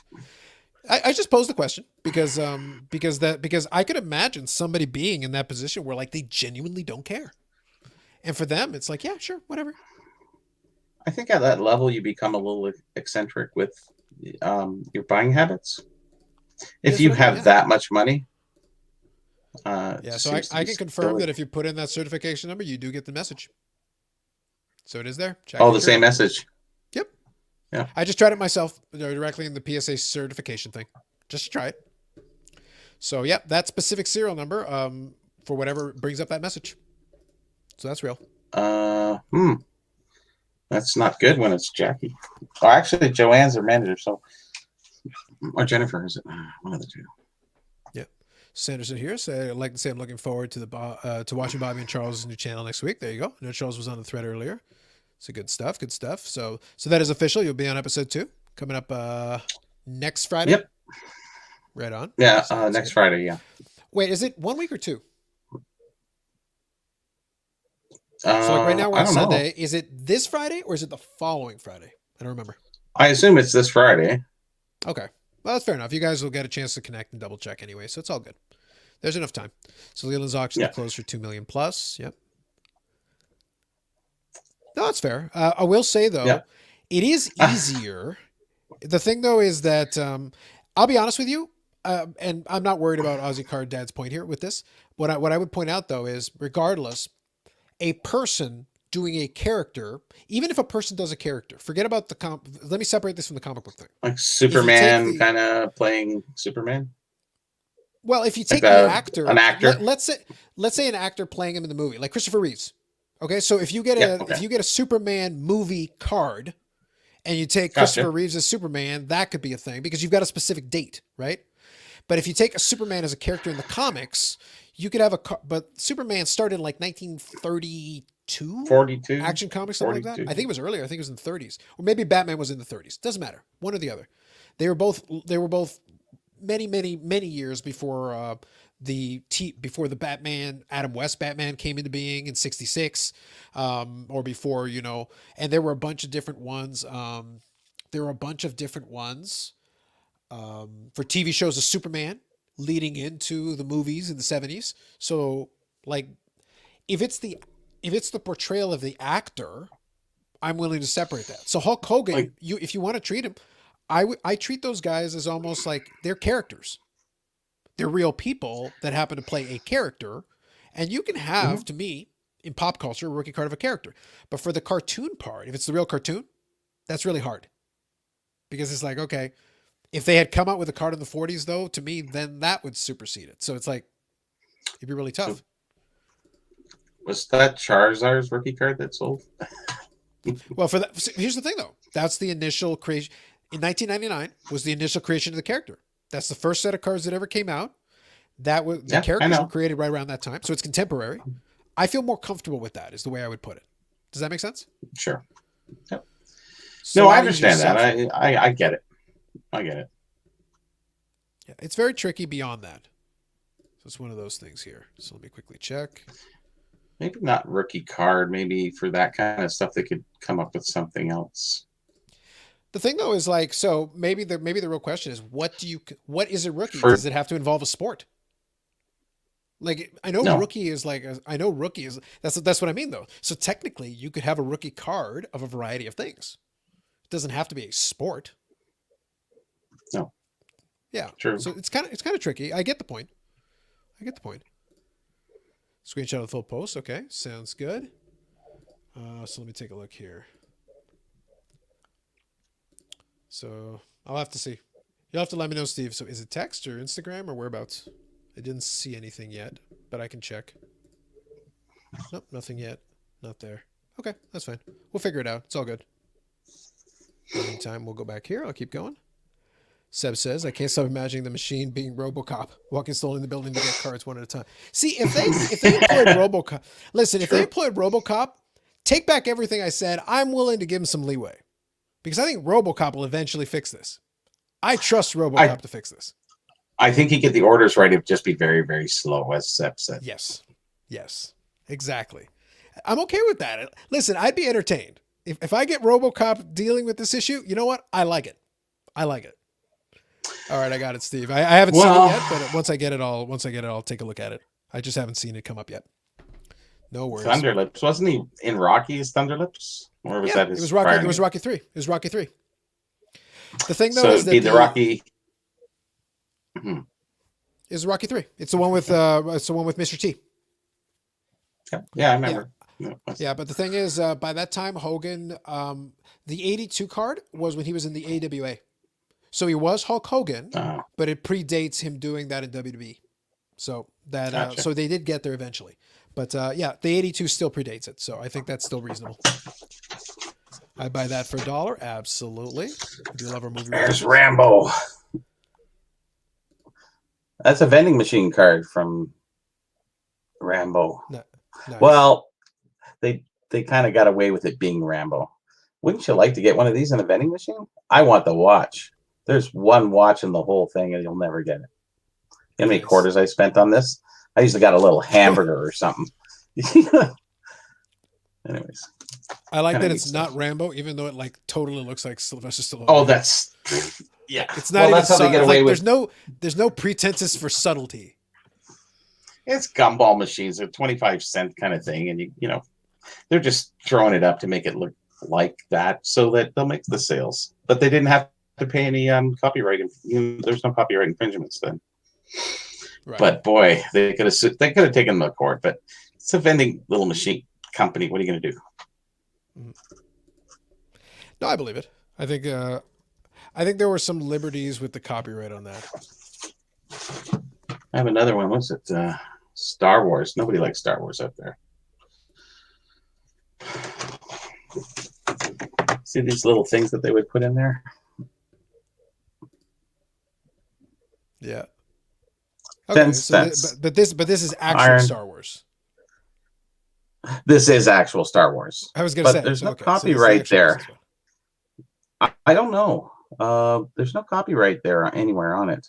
There's usually a little R. Oh, there is up there. I can see on the Star Wars up here. Anyways, and then you got Spider-Man and all the other transfers you can get. I like vending cards. Obviously, like a lot of stuff. I'm just trying to push my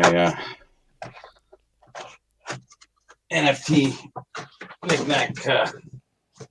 Is that going to be part of your NFT knickknack? You know, the thing is, your NFT could literally be a screenshot of you holding a knickknack. That could actually be your entire NFT. That is possible. True enough.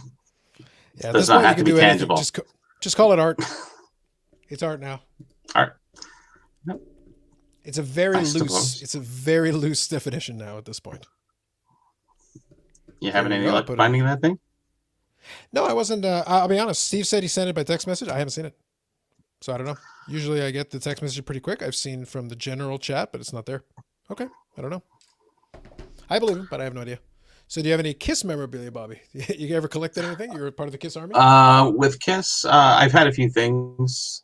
It's kind of funny. No, I don't have any Kiss memorabilia at this time, but I did find their Canadian album.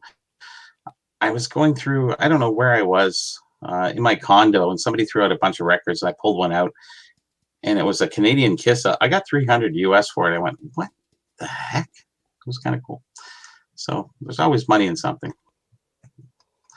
Well, the Canadian side of things, it's sort of like, the 71 baseball. The Canadian or the O-Pee-Chee version, they weren't popular until quite a few years ago, as we once mentioned. But now everybody wants the Canadian because they fulfilled the tops versions of the American versions. Now they're looking for other things, and the cards are going crazy now. Just for off-grade, high numbers are just hundreds and hundreds of dollars. Exactly. You can get them graded, but it would take you 2 years and $1,800. But anyways, yep. So 78 Kiss. It's like Steve, it's getting held up at customs. I don't know what's happening to the text message. It's gotten held up. Because I get a little notification on the screen here too. Because if I get a text message, I can open it up here as well, just so I can see it quickly. But it's like, no, I haven't gotten it there and haven't gotten it on the phone. I was checking. Haven't seen it yet. So each of Bobby's NFT knickknacks will have a different parallel. Love it. Love it. Mm-hmm. I'm seeing the formulation of a business plan. It's coming together. Yeah. I like it. Well, I just haven't got a way to properly collate everything. I should call Tim and and I like. Oh, I got it. I was going to say, did you get the text message? Maybe that would explain a lot. Nice. Steve, you sent it to the wrong guy. Yeah, I was going to say. So I actually want to show this.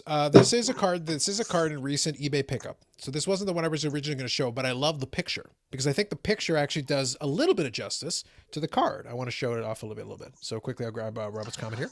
71 O-Pee-Chee baseball high numbers are getting real. I can imagine that because they are a little bit. What I like though about 71 O-Pee-Chee baseball, and I showed it to you, Bobby. I love that they got the variants on the back, the yellow back with the different design. It actually looks kind of cool. It looks so much nicer. Yeah, I would say I do prefer it. I do prefer it between the two. It was fun though. That was one of the rare occasions where I could be like, "Hey, Bobby, did you know the back was different?" He's like, "No," and I was able to show him the difference on that one because I remember that one from. I picked up a handful here and there when I would get the opportunity, so I was familiar with the issue. So I love the yellow backs. Yep, exactly perfect. Yep, exactly, Robert. Yeah. I do think it's also cool that they put the headshot in the middle. I think it's a better look. Yes. It actually looks a little bit cleaner, and I think it was better conceived. I think it was a better idea. So I'll show this one here. This is a 1997 Bowman Best. This is what's called the preview. So they had these preview cards with it, and they had the parallels as well. They had the refractor, but they also had the atomic refractor. And over the years, they've had two different patterns they use with this, and this is my favorite one. But the picture on this, I think, does it justice a little bit better than some of the other ones I've seen. So you can actually see it's a combination of like a matrix design happening in the background with a rainbow.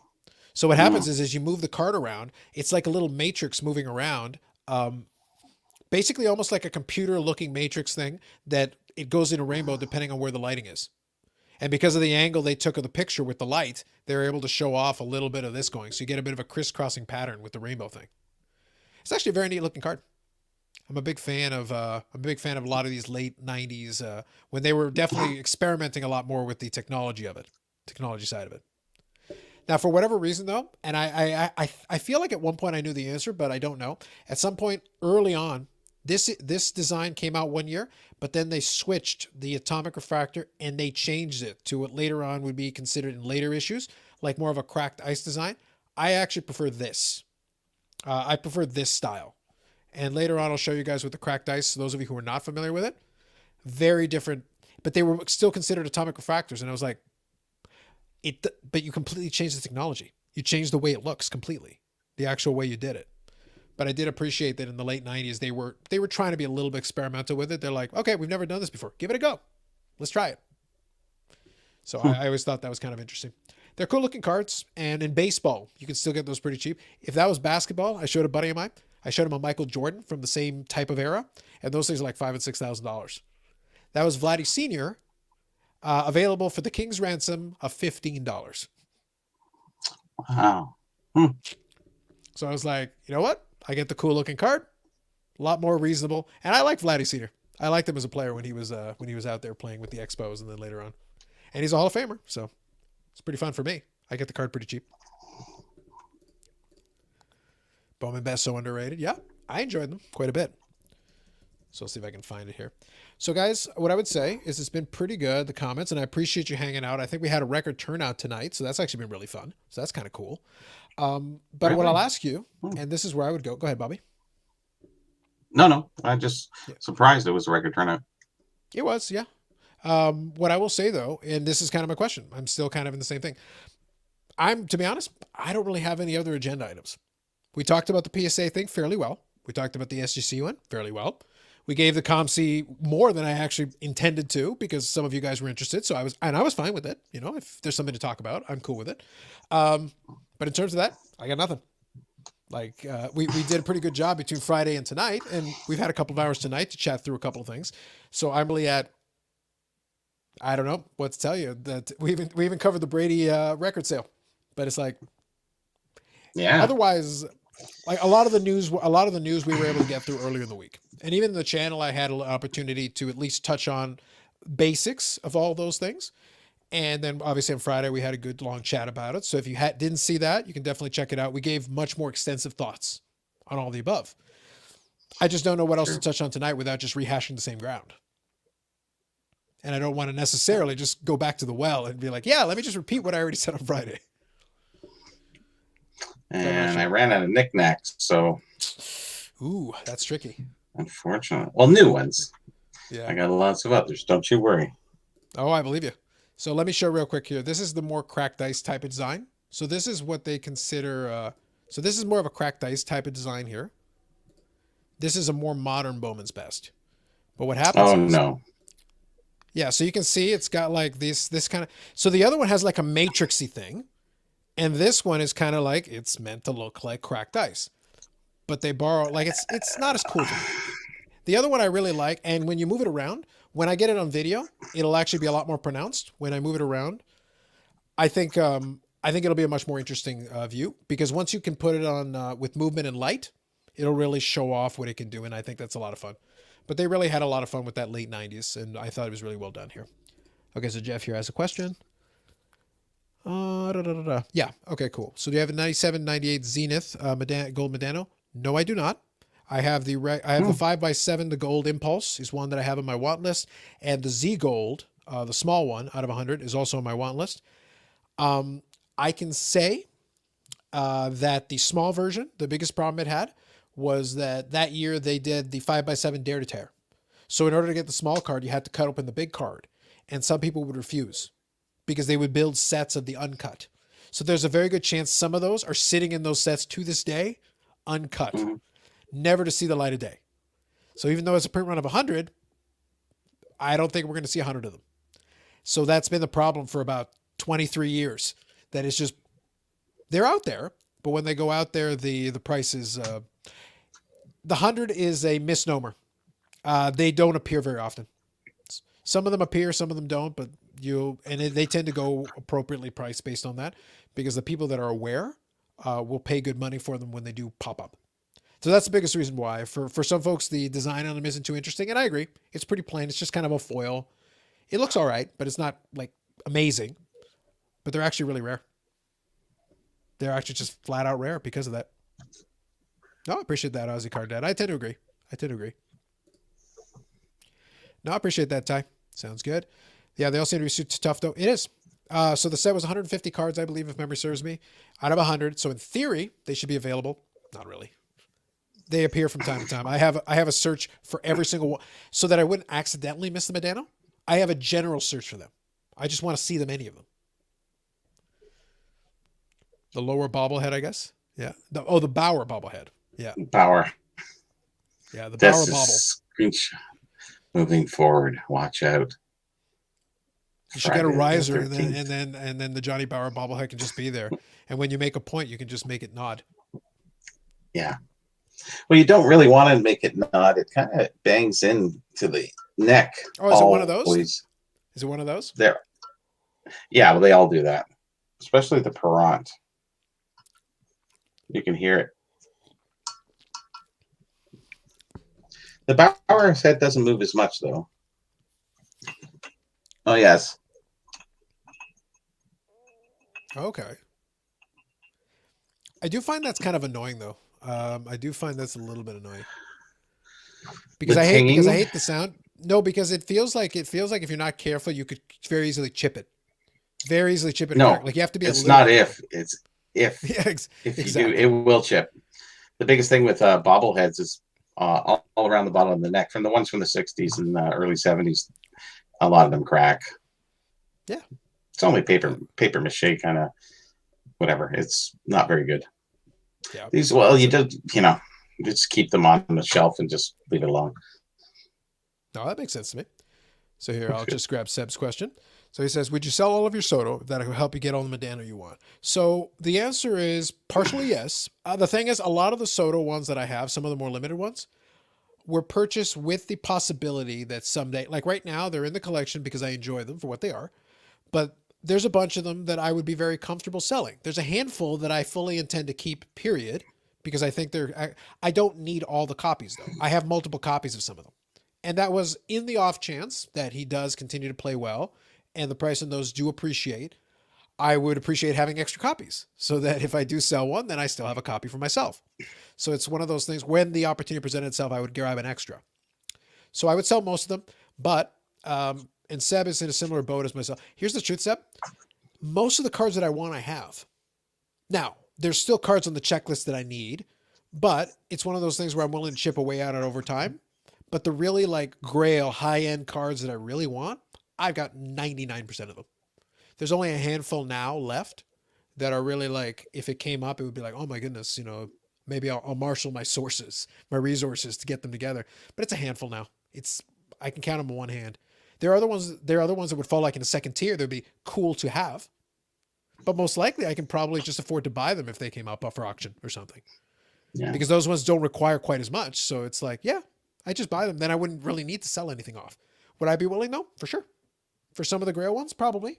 But I don't think I'd have to sell all of them because, to be honest, the higher end Sotos, if they go for what the market rate is, and if he continues to play well, if I sold any of those bigger high end Sotos, I would buy all the Medanos I want, the real ones, and I'd have money left over. The Medanos don't cost that much. The Sotos, some of the higher end ones go for more, way more. So it's like I'd have money left over. I don't need to sell all of them. Then I'd just be sitting on a pile of cash, and I'd be like, okay, so what am I going to do now? I find something to do, but I'm just saying, like, I actually wouldn't have to sell all of them in order to fund that. Buy the Brady. You'd buy the Brady. Oh, dare I live the dream, Bobby? As you know, Brady's my favorite. You would buy that card if you had unlimited funds? No, I don't even like Tom Brady. I don't even respect. You got unlimited funds. Why not buy it? Just to have it. If you have unlimited funds, then you're basically talking about just buying stuff because it exists, because you have unlimited funds. I would think that on some level you would at least have to like the thing. The unlimited funds part, the reason I asked the question is if you were interested in the card and you had unlimited funds, then you could throw the moon at it and it'd be fine. But I would love to see someone that has so much money that they literally buy things they don't want because they have unlimited funds. It's like, I actually don't even like this thing, but I bought it. Why? Because I could. Mm-hmm. But That's you don't right. even like it. No. No, if I did that, Bobby, and that's literally my rationale, I'd be like, okay, so I'm about to do something really nice for you guys. What? I'm going to buy this Brady. Right. Tear it in half.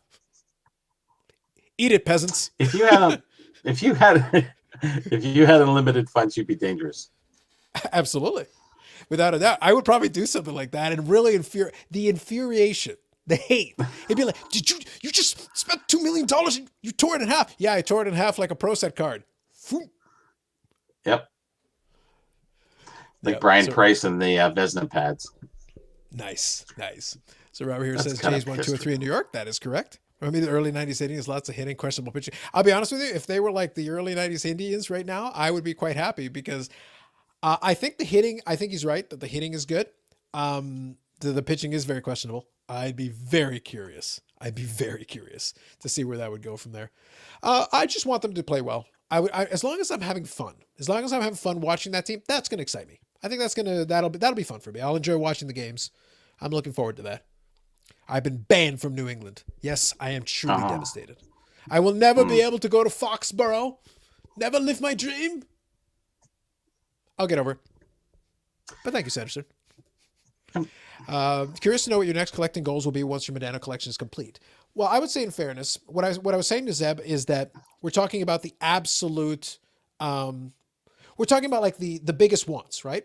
Like he like myself the player has a big checklist.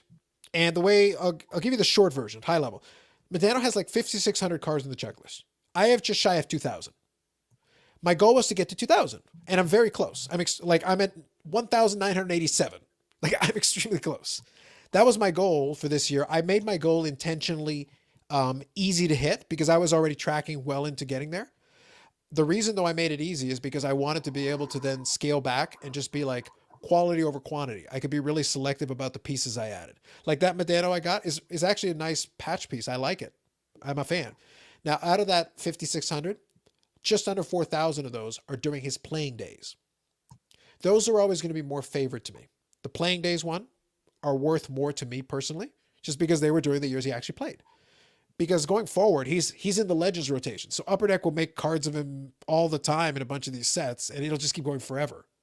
Just forever. And it'll just keep going. But I don't think it'll ever be complete. But I think there'll be a major slowdown because I'll have the ones that I always wanted, the ones that I aspired to get, and then I'll keep chipping away at some of the other stuff. But the next collecting goals, vintage. There'll be a lot of vintage, I would say, because there's a lot of vintage sets that I still want to target and go after, and I still have a passion for them because that was where I really started cutting my teeth when I started collecting things. I won't collect everything, but I will definitely chase after some of that. That'll be a fun thing for me. It's more affordable now. Less people are chasing it. In relative terms, definitely. Yeah. Yep. So Robert's comment. All right, I'll leave the mic trot alone just for you. Just for you. I'll be nice. Overrated. But I'll be nice. And JR chiming in here. JR, I would love to purchase your Ben collection, but I think we're gonna have a meeting of the minds of the value. Unfortunately, Jamie Benn is not doing the value of that collection any favors. Because if he keeps playing the way he's playing, I might be able to buy the collection in one shot with about $50. I'm not going to be that mean because I like Jamie Benn, but he needs to play better. I think you and I both agree he needs to play better. He's not helping. Be back in 2 minutes. Yeah, no worries. So yeah, I have made my opinion of Trout known. Indeed. Yeah, sell Soto and buy a machine. I don't know if you're referring to an actual machine or Pujols. I do enjoy my Pujols cards, so there you go. I've never torn any of the cards, but some of the Pro Set cards are very tempting. I actually did tear a Pro Set card on a live stream because I was making a point about Brian Gray buying the Pro Set brand. And what was fun about it was that I was trying to get my head around like, okay, you bought the Pro Set brand. Like, that's fine, but it's like, was there cachet in the Pro Set brand? Like, But the guy that was interviewing him, he was super excited about him. Like, oh man, the legacy of the Pro Set brand. I'm like, the Pro Set brand is making really crummy cards on cheap card stock for the most part. Like, I don't know if I'd be that excited about the Pro Set brand, but I happen to have one of the Pro Set cards lying around. I just went like, I had fun with it though. Aussie Card Dad. Yeah. Okay. So rephrase in your eyes, not literally. Do you still collect non-play days? Yep, absolutely. I don't know if you saw that that multi-patch card. It was the I'll put it on the screen for just a moment while Bobby's off here. I do still buy them, but I for non-playing days cards, I tend to be a lot pickier. I tend to really be like, okay, if it's a non-playing days card, it has to be kind of fun, or it has to be kind of cool. There has to be something about it that's interesting to me, because they keep making a bunch. So it's like, if it's not interesting, then it's just me throwing money away for a card that I'm like lukewarm on, just to be like, okay, well, here's another card. I don't really need to do that. So this is the one I was referring to here. So that is 2019, 2020, non-playing days for sure. But like it comes with 6 other Hall of Fame players and patch cards, and it's got a 500 goal theme, which is cool. And you got Matt Sundin, who was a great player in his day, Mike Bossy, possibly one of the greatest pure goal scorers of all time. That's pretty cool. And then, like Sanderson mentioned, you got the orange piece of the patch on there. That's cool. Sakic, who was a great player, Bobby Hall. You've got Medina with a nice patch piece on there, and Guy Lafleur, as well as Jerome McGinley, who was a great scorer in his day. That's pretty awesome. Like, there's a lot. So overall, top to bottom, and this is the silver version. It's numbered to 2, so it's a pretty limited card. And I got this partially with some PayPal I had left over, and I took advantage of the last round of the regular eBay bucks. So for me, out of pocket, pretty cheap, all things considered. So I was like, yeah, I think it cost me like 60 or 70 bucks out of pocket. I was like, yeah, I'll take that. That's cool, for sure. So it really depends. If I see something that's really awesome or interesting, then yeah, I definitely would still collect. That's why I say the Medeno collection will never be complete. But I think once I get my main goals done, I will be a lot pickier and just add pieces here and there instead of adding pieces constantly. I think that's going to be the big change. No, we don't mention Trout around here. Okay, so real quick, all Pro Set cards should be turned up and burned. I have no moral objection to that. 1991 Score Hockey Commons, yeah. They do have the Brodeur. That is absolutely correct. Pro Set was pretty innovative with hockey. I'm not arguing about innovativeness. I'm just pointing out that there's not very good. they're just not very good cards. Innovation doesn't mean they're good cards. But anyway, so JR here. It's a system. Bonus hasn't played. 2023 out of the Art Ross. You keep holding out hope there for that one, JR. He was 25 years old when he won the Art Ross. And like I said, to be clear, full disclosure, I like Jamie Benn. He's the captain of my favorite team. But he has played progressively worse every year since then. He had a good season right after winning the Art Ross. At 25 years old, he won the Art Ross trophy. That means something. That's something. It was the right time, right place. It worked out, but you still have to play well for a season to do that. The following season, he actually had more points than that. Every year since, he has been under a point a game. He would need to score 140 points the next game he plays to get to a point a game on his career. That's not great. He was trending upwards and then suddenly sank like a stone after 26. He was washed up at 27. I don't know what happened. I can't explain it. And he was a good player. 40 goal scorer, could be a point a game player. It was awesome. That was cool. And I was like, and the thing is, I still enjoy it because he has a physical aspect to his game. So I like the player. So it's not that I don't like the player. I enjoy him. I got to watch him play in the AHL a little bit. He's a fun player to watch. But it's like, it just hasn't come together. And I still collect his cards. I actually have, I bought a Jamie Benn card on eBay, but whenever I see a Jamie Benn card on eBay, I offer as little as possible. And oftentimes they'll still accept it. And I'm like, oh, if I can buy this card cheap, sure, I'll take it. And then you rethink and go, oh, I hope they don't take the offer. And bang, it comes through. It's like, I make an offer that I'm okay with paying. You have to price it according to what you're, as a fun addition to the collection. That collection, let's put it this way. That collection, the Jamie Benn one, is proof positive that I don't collect that one. I'm not collecting with any investment possible. Every card that I buy in Jamie Benn collection has dropped in value and will continue to drop in value indefinitely. I will lose money on every single card I've ever purchased for Jamie Benn. All of them. And I don't really care. Unless. So what happened? There's no one less. Did his playing diminish, or was the team I think his play. They were in the Stanley Cup final last year. If he had played like a superstar level player, they would have won. Hmm. It wasn't happening. And again, I like the player, but like he's not playing at that level. So I can actually show you. This is a card I bought this week. So this is and it's a Jamie Benn card. Here you go. It's actually a pretty nice patch piece. Pretty good sized patch. It's actually very cool. It's a nice patch. It's out of 15. It's out of Supreme patches. It's a nice looking card. I like it. So I'll still buy the cards. It's not that I won't, but it's got to be priced correctly. That one I picked up for. I made a best offer on it. I think I paid about $35 for it.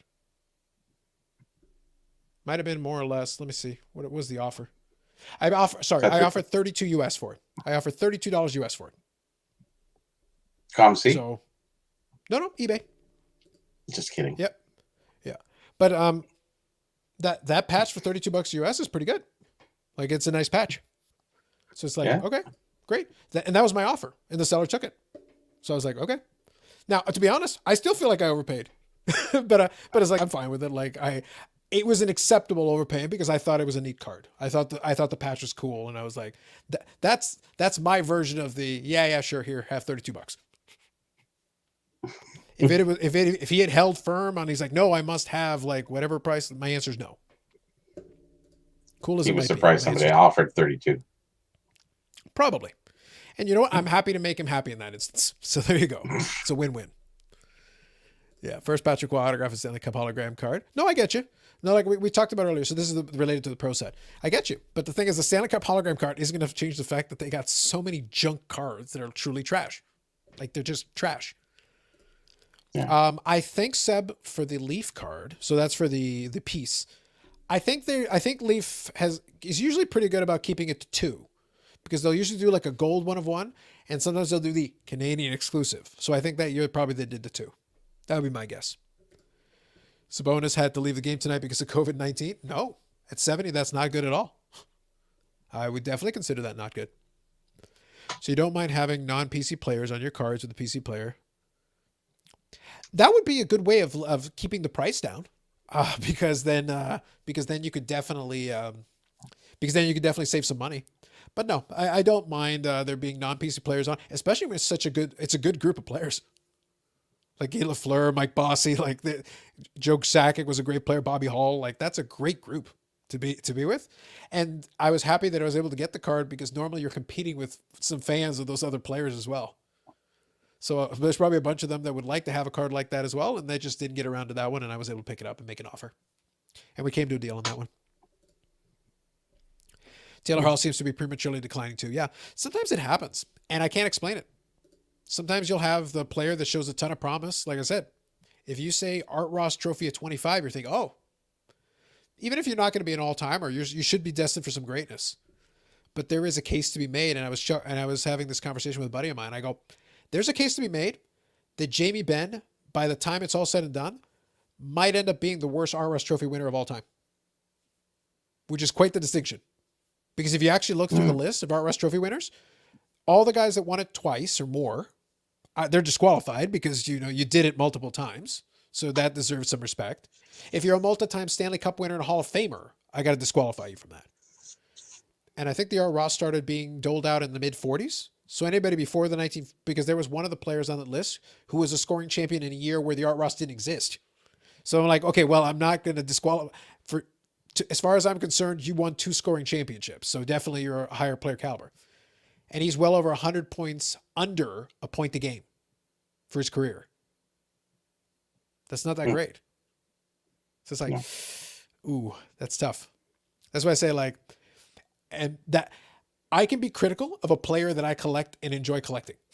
I don't mind being critical. I got to assess the player for what he is. He's a very good player. He's had himself a decent career. He's not going to be a Hall of Famer unless he turns the whole thing around. And I don't see how that's going to happen.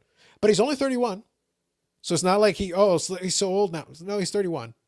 He theoretically could have some great years in front of him, but I just don't see what the impetus is going to be to suddenly flip the switch and now all of a sudden he's playing better again. I don't know what happened. No, he's finished. Yeah, I put an offer on Emerald Surge and got denied. Okay, I got you. But yeah, no, I thought for the patch. So that was for the Jamie Benn patch. And I was like, no, I thought the offer was fair for the patch. And I was happy that he was willing to accept it. If he had pushed me, I would have been like, no, take it, keep it. I'm not going to, I'm willing to throw away some money for some cards that are fun, but I'm not willing to throw away unlimited funds. I got my main collections to focus on, but I'll grab a cool card here or there when I see something fun, without a doubt. Cool. I think that's it. I got to show off a couple of cards, a little sneak preview for later on. We got to have a good conversation. So thank you all for popping in. Robert, JR, Oz Card Dad hanging out. Jeff, thank you for your questions and comments as well. I'll go back a little bit. Sanderson to Orr. Seb as well. Hockey Guy, of course. Mr. Lagan. Mr. Lagan, yes. I won't go through every single name because it would take me a while to scroll, but I want to thank you all for your comments and questions. And Paul, of course. Paul's always around, so appreciate that. Dave and Steve, who were popped in a little earlier. Now, so what I'm going to say is, any last comments or thoughts? Timing-wise, we're actually pretty good, but I figure since things have quieted down, I'm actually very comfortable with winding it down here, and I'll probably catch a couple of minutes of Sunday Night Baseball. So I think I'll have a little fun with that. But any last comments or thoughts, I'll leave it in. Anybody want to have the last word? You got a fun word to say? Departed after a freak play in the fifth. Okay, so that's the Ohtani thing. I was just checking to see what the status was there on the homepage. Okay, that's cool. Gotcha. Huh, interesting. Anyway. Perfect. So here we go. Great time. Thank you, Sanderson to Orr. Aussie Card Dad. Nope, no worries. Thank you all. So we'll leave that as the last word. Thank you, Aussie Card Dad. Actually, one quick thing. Aussie Card Dad. Let me know if you can reach out to me on Instagram. I definitely want to have a chat about those Aussie Rules cards. I'd definitely be interested. That'd be kind of cool. So I'd be curious about that. But we'll definitely have to chat about that on Instagram offline. I do not have a Country of Origins patch. I do know somebody who might have a couple, and I want to make a play on it. But if I do pick it up, I'll definitely show it off. But I don't have one of those yet. I love those cards, though. They're excellent. Anyway, so last word here, Aussie Card Dad. Thank you very much for hanging out. Thank you all for hanging out. Have a great rest of your Sunday. Enjoy your the last bit of your Easter in the East Coast. In the West Coast, you still got time, so enjoy that. We'll catch you all next week. Have a good week, and we'll catch you on Friday. Night all.